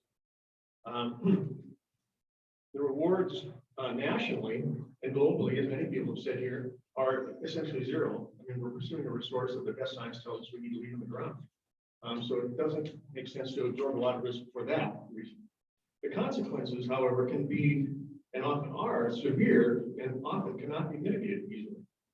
And as an example, I'll put on my Terradation Reservoir hat. That reservoir company has been in existence since before the Forest Service was formed, back in 1884. A portion of our infrastructure sits on slopes that are of 85 degrees and higher, almost vertical. And it's in areas that have been historically have had landslides involved.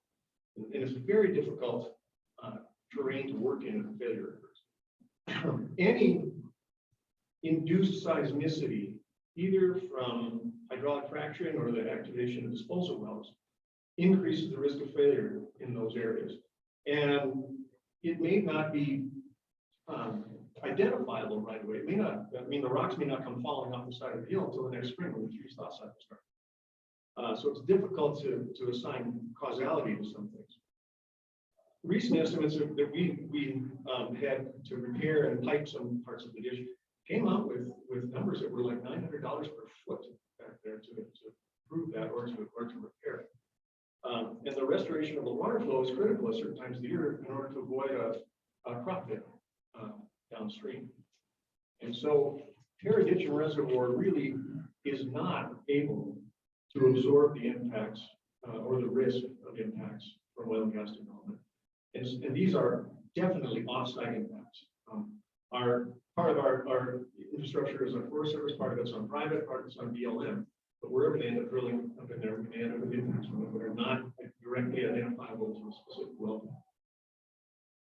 Another, if I put on my West Elk Wineries hat for a moment, there's been, as many people have mentioned, there have been many dozens of entrepreneurs that have created a diverse economy that's not dependent on extraction in the valley here. But that economy does depend on a couple of things. The pastoral setting of the natural beauty that we have here, our access to clean water, and our access to public lands, waters, and wildlife.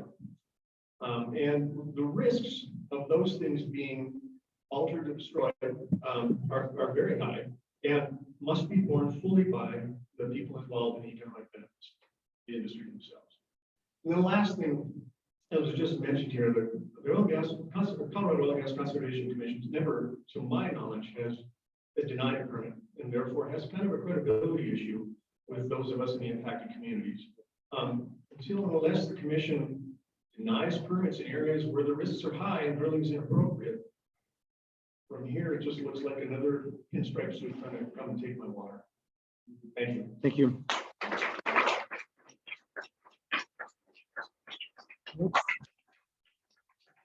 Folks, I appreciate that, but we're not going to get to everybody. So let's try to keep it down. David Anui.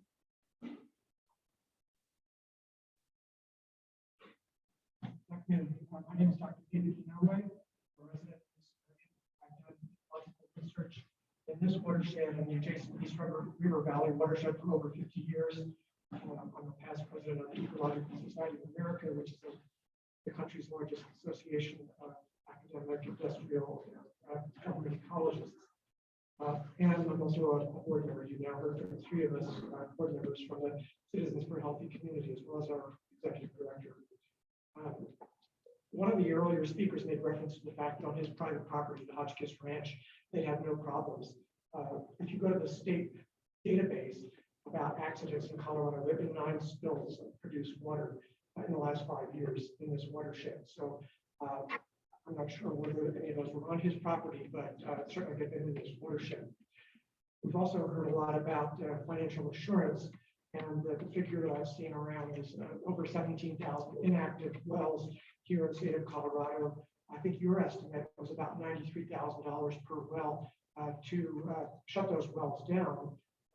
And if I like to work with numbers, so if you multiply those numbers of wells times the cost per well, we get over $1.5 billion. If you divide that by the number of taxpayers in Colorado who are over the age of 16, you get about $350 for each of number 16. So you're potentially on the hook for $350 to help with cleaning up these wells. So I would encourage you to make sure that the industry that is responsible for those wells is going to clean up after them. We've heard a lot about the food resources in this area, which is one of the things that attracted me to it.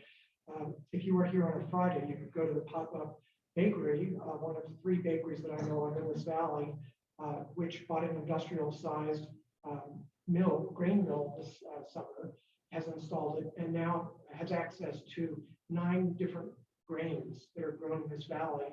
And their push is to make this area independent in terms of flour, and be able to sell not only the wonderful products that they sell on Friday mornings, and hopefully we'll get back here for that someday, but also we won't have a local shortage of flour. So that's an important aspect of this area. How many of you depend upon the North Fork or its tributaries for irrigation? How many of you like me have to carry water to the well system? There's some other people who do that are not here. Small indication of how important water is. You went by the Paonia State Reservoir where my irrigation water comes from, and you saw that it's now empty. It's been empty since the middle of August. If you came over US 50, you went by Blue Mesa Reservoir and saw that it's 80 feet down. I went by there 2 days ago. And similarly, if you drove over through Crawford, went by the state park up there, you saw just a little puddle that's left. So water is a tremendously important issue here. And my ecological research on wildflowers and pollinators, I won't have time to go into at this point, but as a member of your commission's biological resources working group, I hope to be able to convey that information to the commission. Crested Butte is famous for its wildflowers. It's been designated as the wildflower capital of Colorado. The research that we do up at the Rocky Mountain Biological Lab suggests that possibly within my lifetime, certainly within the lifetime of some of you, we may have the Crested Butte Sagebrush Festival, because the wildflowers are going to be replaced by sagebrush. Another indication of how the climate's changing and why I think it's important to do something about it. Thank you. Thank you. Patrick McCarty.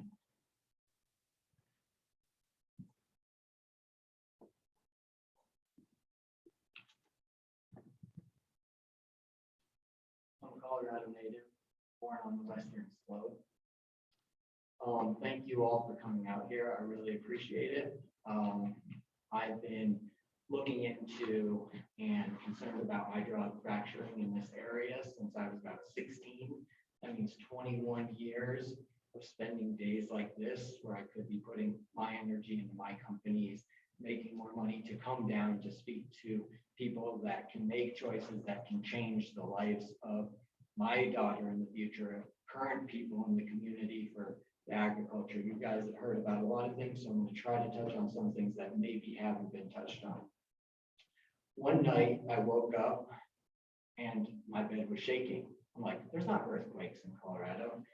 And next morning I look up and there was an earthquake near Rifle up on the mesa where there's a lot of hydraulic fracturing happening. So as many people have said, there is a geological instability in this region. I experienced that for real. There's hydraulic fracturing has been linked to earthquakes in many places. Another thing no one's touched on here is that fracking has been banned in many countries, many states, many counties, and there's a reason. And with that reason, it's bad press for all of these natural agricultural vineyards and organic producers, conventional producers. You want to get your organic food from a place that's one of the largest methane holders and has a lot of hydraulic fracturing wells. So it's a direct kind of thing, just even in marketing. So I own a couple businesses. One's a clothing company that sells all over the world. I have a wellness center locally, and I do property management as well. So I think about things like that. Moving forward here, a lot of people have touched on the climate crisis, but when you guys look back at your life when you're 90 hopefully or 100, and will hydraulic fracturing still be legal? Will it still be happening? I don't think so. I think we got maybe 10 years, maybe 20 years in Colorado. And so you're going to look back and go, okay, now how many people went bankrupt when that 10 years expired? And they're like, hey, well, it just keeps getting more stringent because there's so many more rules, because apparently it's really dangerous, which we've known for a long time, but we kept like putting a lot of money into trying to keep this thing going. And so what's our community going to look like? What's it going to be for your grandchildren? I just had my first child and I'm thinking of the future going, whoa, I got to show up to this meeting. I got to come speak just on multiple levels. This is about the world. It's about this little town. It's about the Western Slope. Another thing not mentioned. Time. Can I say one last thing? One last thing. Okay. The Four Corner area is the largest emitter of methane gas in the country. This area, Four Corners, has increased in temperature more than anywhere else in the country. Not a coincidence. Thank you. Mary DeFranco. Sorry if I butchered your name. I think most of you are old enough that you've seen Mayberry with Andy Griffith, Floyd, and Barney. That's Paonia. It's like most people know, over half the people in this town. It's like it's a caring, loving place, and it's so sad because I've been here for many years. I've been fighting this for many years. Now, most of the day, what I hear is the truck increased noise that's going down the highway. And I don't live next to the highway, but I hear it right where I live. You hear it in town. And that's just a little increase of what's happening. The heat, the drought, the animals, there's more animals walking a little sideways. We live on a farm and we farm. We notice there's more and more little things that just are going a little astray. The pests that are coming on the plants, it's like it's happening. Climate change, we're watching it happen in front of us. It's not a statistic for us. It's what we're living in and watching. We're scared. We're like, can we move? Is this going to be inhospitable? I don't want to live in the desert. I want to live in the desert. I'd move to one. But this is becoming a desert to us. And so my last comment is the house is on fire. We're watching it here in Paonia. Please help us. Thank you. Jason Adams? Nope. Jackie Hill?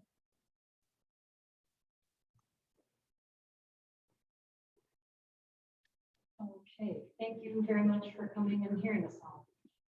My name is Jackie Hill, and as a resident of Somerset, I feel it's important that my community has some representation. While I agree with the previous comments regarding the environment, the beauty of the valley, the shallow nature of the fracking fields, the ability of such a coal extracted landscape being able to handle such fracking operations, wasteful water usage, drastic rise in temperature, and so much more, I'd like to address a lesser discussed point, Somerset. Somerset is a town born of coal mining and is now an often forgotten town in these types of conversations. We're located in Gunnison County, but it feels as if we are a lost appendage, owing taxes to a county who doesn't invest back into our community or listen to our needs. Gunnison receives and has received in the past a great deal of tax money from the oil, gas, and coal operations, yet our community is never included and downright ignored. We receive no community development, no oil and gas sponsored bike path. We're left with burning open coal fires instead. Somerset is within the very area where most of this work occurs. We deal directly with the noise pollution, air quality, light pollution, and so much more. Our domestic water has been owned and operated by an oil and gas corporation up until August of this year. Our water has been under an enforcement order and out of compliance with CDPHE for years under that operation and has been unsafe to drink. The town of Somerset has real, direct, and current reason not to trust this industry's promises. We have no causation, but correlation between fracking operations and the uptick in TTHMs in our water supply is certainly hard to ignore. Oil and gas set up fracking pads across the street from our neighborhood, giving no pause for our quality of life or health. There was no respect in the operation.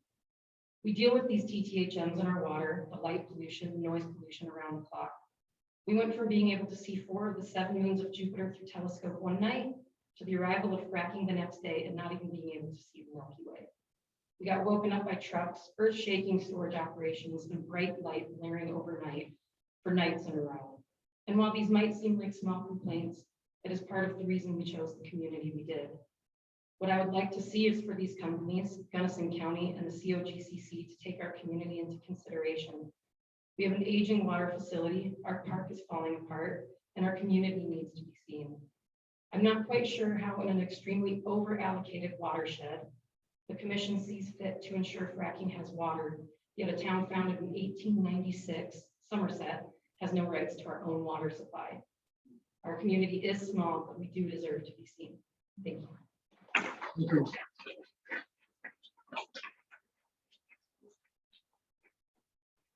Next is Eugenie or Eugene. Something starts with an M. Okay, thank you. Marcus Thaxton. Okay, thank you. Bill Harding. Look at that. All right. Now I got a hit.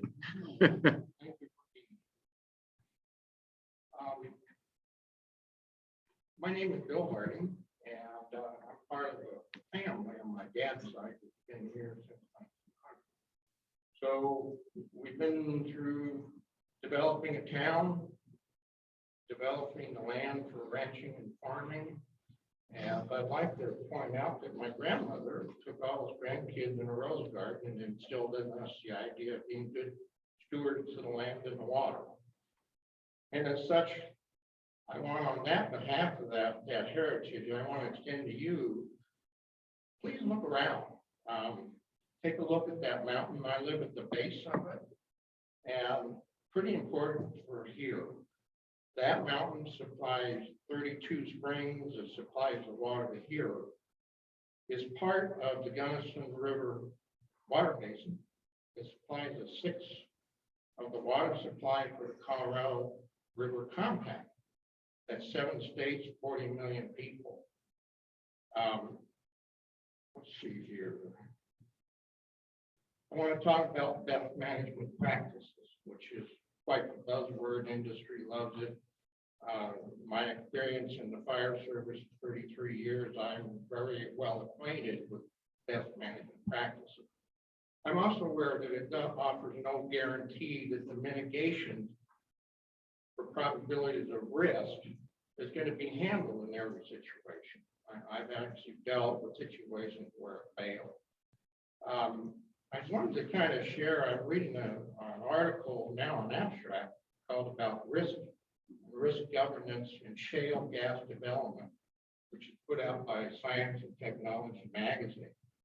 It devotes a huge section to the study of the effects of fracking on groundwater.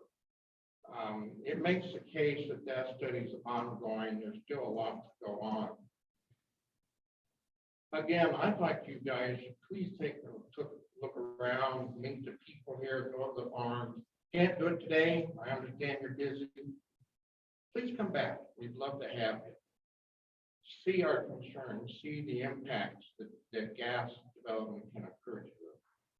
I'd like to point out that in my opinion, the probability of risk is way too high to be fracking on mountains like that and key areas of our water basin. I think as you go through any of your proposals for gas development, water is a huge concern now more than ever. Thank you for listening, and welcome. Thank you. Thank you, Mr. Harden. Dana Whitcomb. Okay, Steve Schmitzer. Steve McCartney. Steve. Okay. Is there anybody else in the room who wants to talk? I've got Brad Barrett is the last person. But I'm also, so raise your hand if you want to speak. Let me see how many people we've got. Okay, so we'll recognize this person. We'll recognize you, Mayor, and then you and you, and everybody try like 2 minutes max because we've got to clean this room up for the town board. Go ahead. State your name, please. Brad Barrett, Hotchkiss. Thank you for being here. My heart breaks every day. We fiddle while our Rome burns. My direct ancestors settled in Gunnison County in the 1880s. I live about 10 miles from the house where my grandfather was born. My wife and I own a small solar installation company. We donate thousands of dollars to local nonprofits each year. I love to hunt, fish, hike, and ski in our mountains. Our populations are in decline. One of my favorite fishing lakes on Grand Mesa turned green and thick with keep-loving plants this year. We didn't even drop the line. But we did find some mushrooms that day. Most of us are culpable to some degree. We must all do our part to slow the catastrophe. Sometimes we have to claim responsibility or a jurisdiction to do our part. For example, many of us can drive less and carpool more. How much methane escapes from local mines each year? I've heard enough to power Grand Junction, but I don't think we know. It's no one's responsibility to measure it, let alone deal with it. Please help us on our beloved lands, animals, and plants surviving the future. Thank you. Thank you.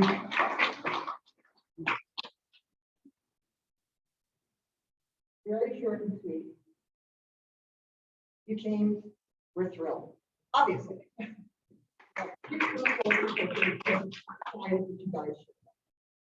You went and you saw the oil and gas development.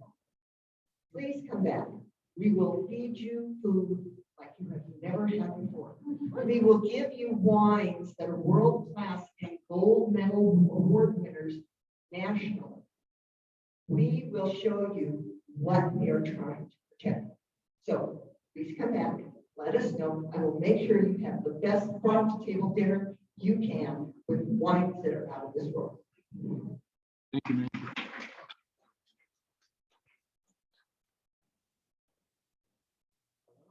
Welcome to Paonia. I rode the state line. I've been a resident here for 11 years and came here throughout my life. My mother's first husband lived here. I ended up purchasing his house. What I'd like to say, my friend just suggested I point out to you, this is a community of 1,200 people. I've been watching these meetings for the time I've been here. We come out, the New York Times, way back when, did a piece on Paonia. It was the David and Goliath story, because people's lives are invested here in a way that's palpable. Walk down the street, you get that peach. It literally is the best peach you've ever had. You go out to water your garden, you see the place the water comes from. There's a sense of a direct relationship to the land. I think that was also spoken to with the sense of the Ute Indians having a sort of respect for the land here. In my own experience in watching my parents who retired here, and one doesn't want to suggest that a place is unique in as much as it eclipses the value of everywhere, but people who come here, I have friends who tour the country or musicians and just visit, it's kind of like a joke almost, because the glaze falls over them because it's Colorado. It's the wild landscape, it's the food, it's the wildlife, it's the quality of community, it's cider. The list is literally, it's not endless, but it's enough to where people immediately have a fantasy of moving to Colorado. And that's why I think, as evidenced during the pandemic, so many people have moved to Colorado. And I'm not even addressing the climate issues, which is a whole other can of worms. I mean, you have to live literally with your head in the sand to not just look around and go, what the hell is going on? So for people who literally make their living from the land they live on, have a direct relationship to the water and the soil, they're even more concerned, and they're the backbone of an economy that has already proved itself here and is economically driving this part of the country. So I don't want to suggest it's like a case of exceptionalism, but also it's a place where we see it firsthand. It's also an opportunity, as we point out, for you to take note. Like, to me, this is Colorado. It's a Norman Rockwell town. It's like, it doesn't get any more picture perfect. And we feel that. And we hope that you have an opportunity to respect that and let that weigh into your decision makings. Because I think the committee does have an opportunity to say, you know what, there are certain places that it's just not appropriate. It doesn't make sense. Like, why? The risks far outweigh the profits. Thank you. Thank you. I believe we've got one last speaker. Two. Okay. My name is David Gunnison. I serve on the county council. I was just elected 2 years ago. I serve as the local government designee for the oil and gas commission. So I want to talk to you a little bit about the truth from my own experience. First of all, I've lived in Paonia, my wife and I, for 18 years. In that time, I've seen some major changes in the climate. It isn't necessarily just heat, it's climate weirdness. If you were in the valley in July of 2018, we saw a storm come in toward Jumbo Mountain that flooded Minnesota Creek like we've never seen. Flashbacks on our pedestrian bridges. I'm also a fisherman and a hunter. I'm a fisherman and a hunter. I've seen changes in the wildlife migration.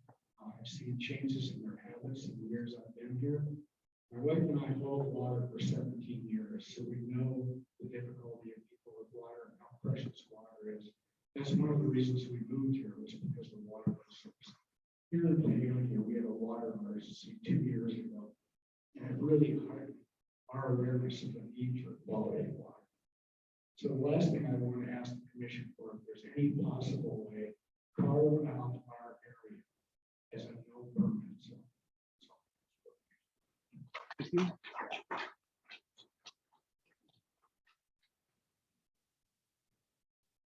Good afternoon.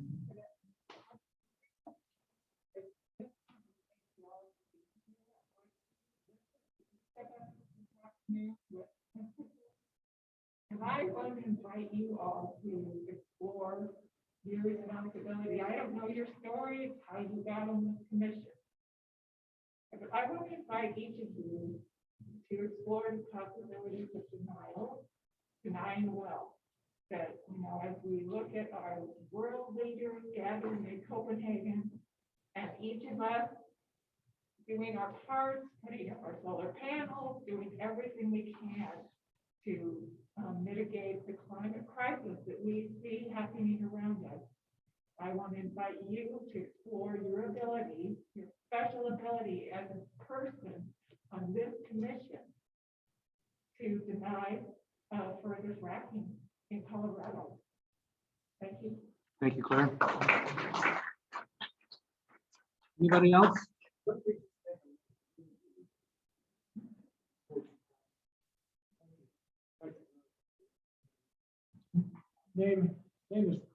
My name is Douglas Gill from 2000 to 06. I was the editor-in-chief of the gas processors report out of Houston.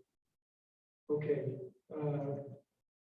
gas liquids, which is what I wrote about, propane, butane, ethane, natural gasoline, which is so rich you can put it in the gas tank of your car as it comes out of the well. Well, everybody knows that gas is what is produced from underneath the North Fork Valley. What nobody knows is that there are no liquids in that gas. It is dry. It doesn't have anywhere near the kick of usable reuse compared to the CO2 that's produced. So we have, there's just no comparison if you compare the economic worth of what's produced in the wells here with the damage that is being caused by the natural beauty of the land and the water. Thank you very much. Thank you. We want to thank everyone for participating with us. This has been a very informative and educational session. I think we can all agree with that. We are happy that we've had an opportunity to be here. I'll take you up on the farm to table dinner and wine tours. I have visited with my road bike, your wineries at least, and have wonderful times, and do note the beauty and the special nature of this area. So with that, we really do appreciate everyone being in attendance. We can get folks our email addresses so that we can get written comment from you. They are on the website, and I'll stick around if anybody wants to come get my email address. But with that, we do need folks to sort of move on out. There is a meeting here at 5. The room has to be completely reoriented. So thank you very much.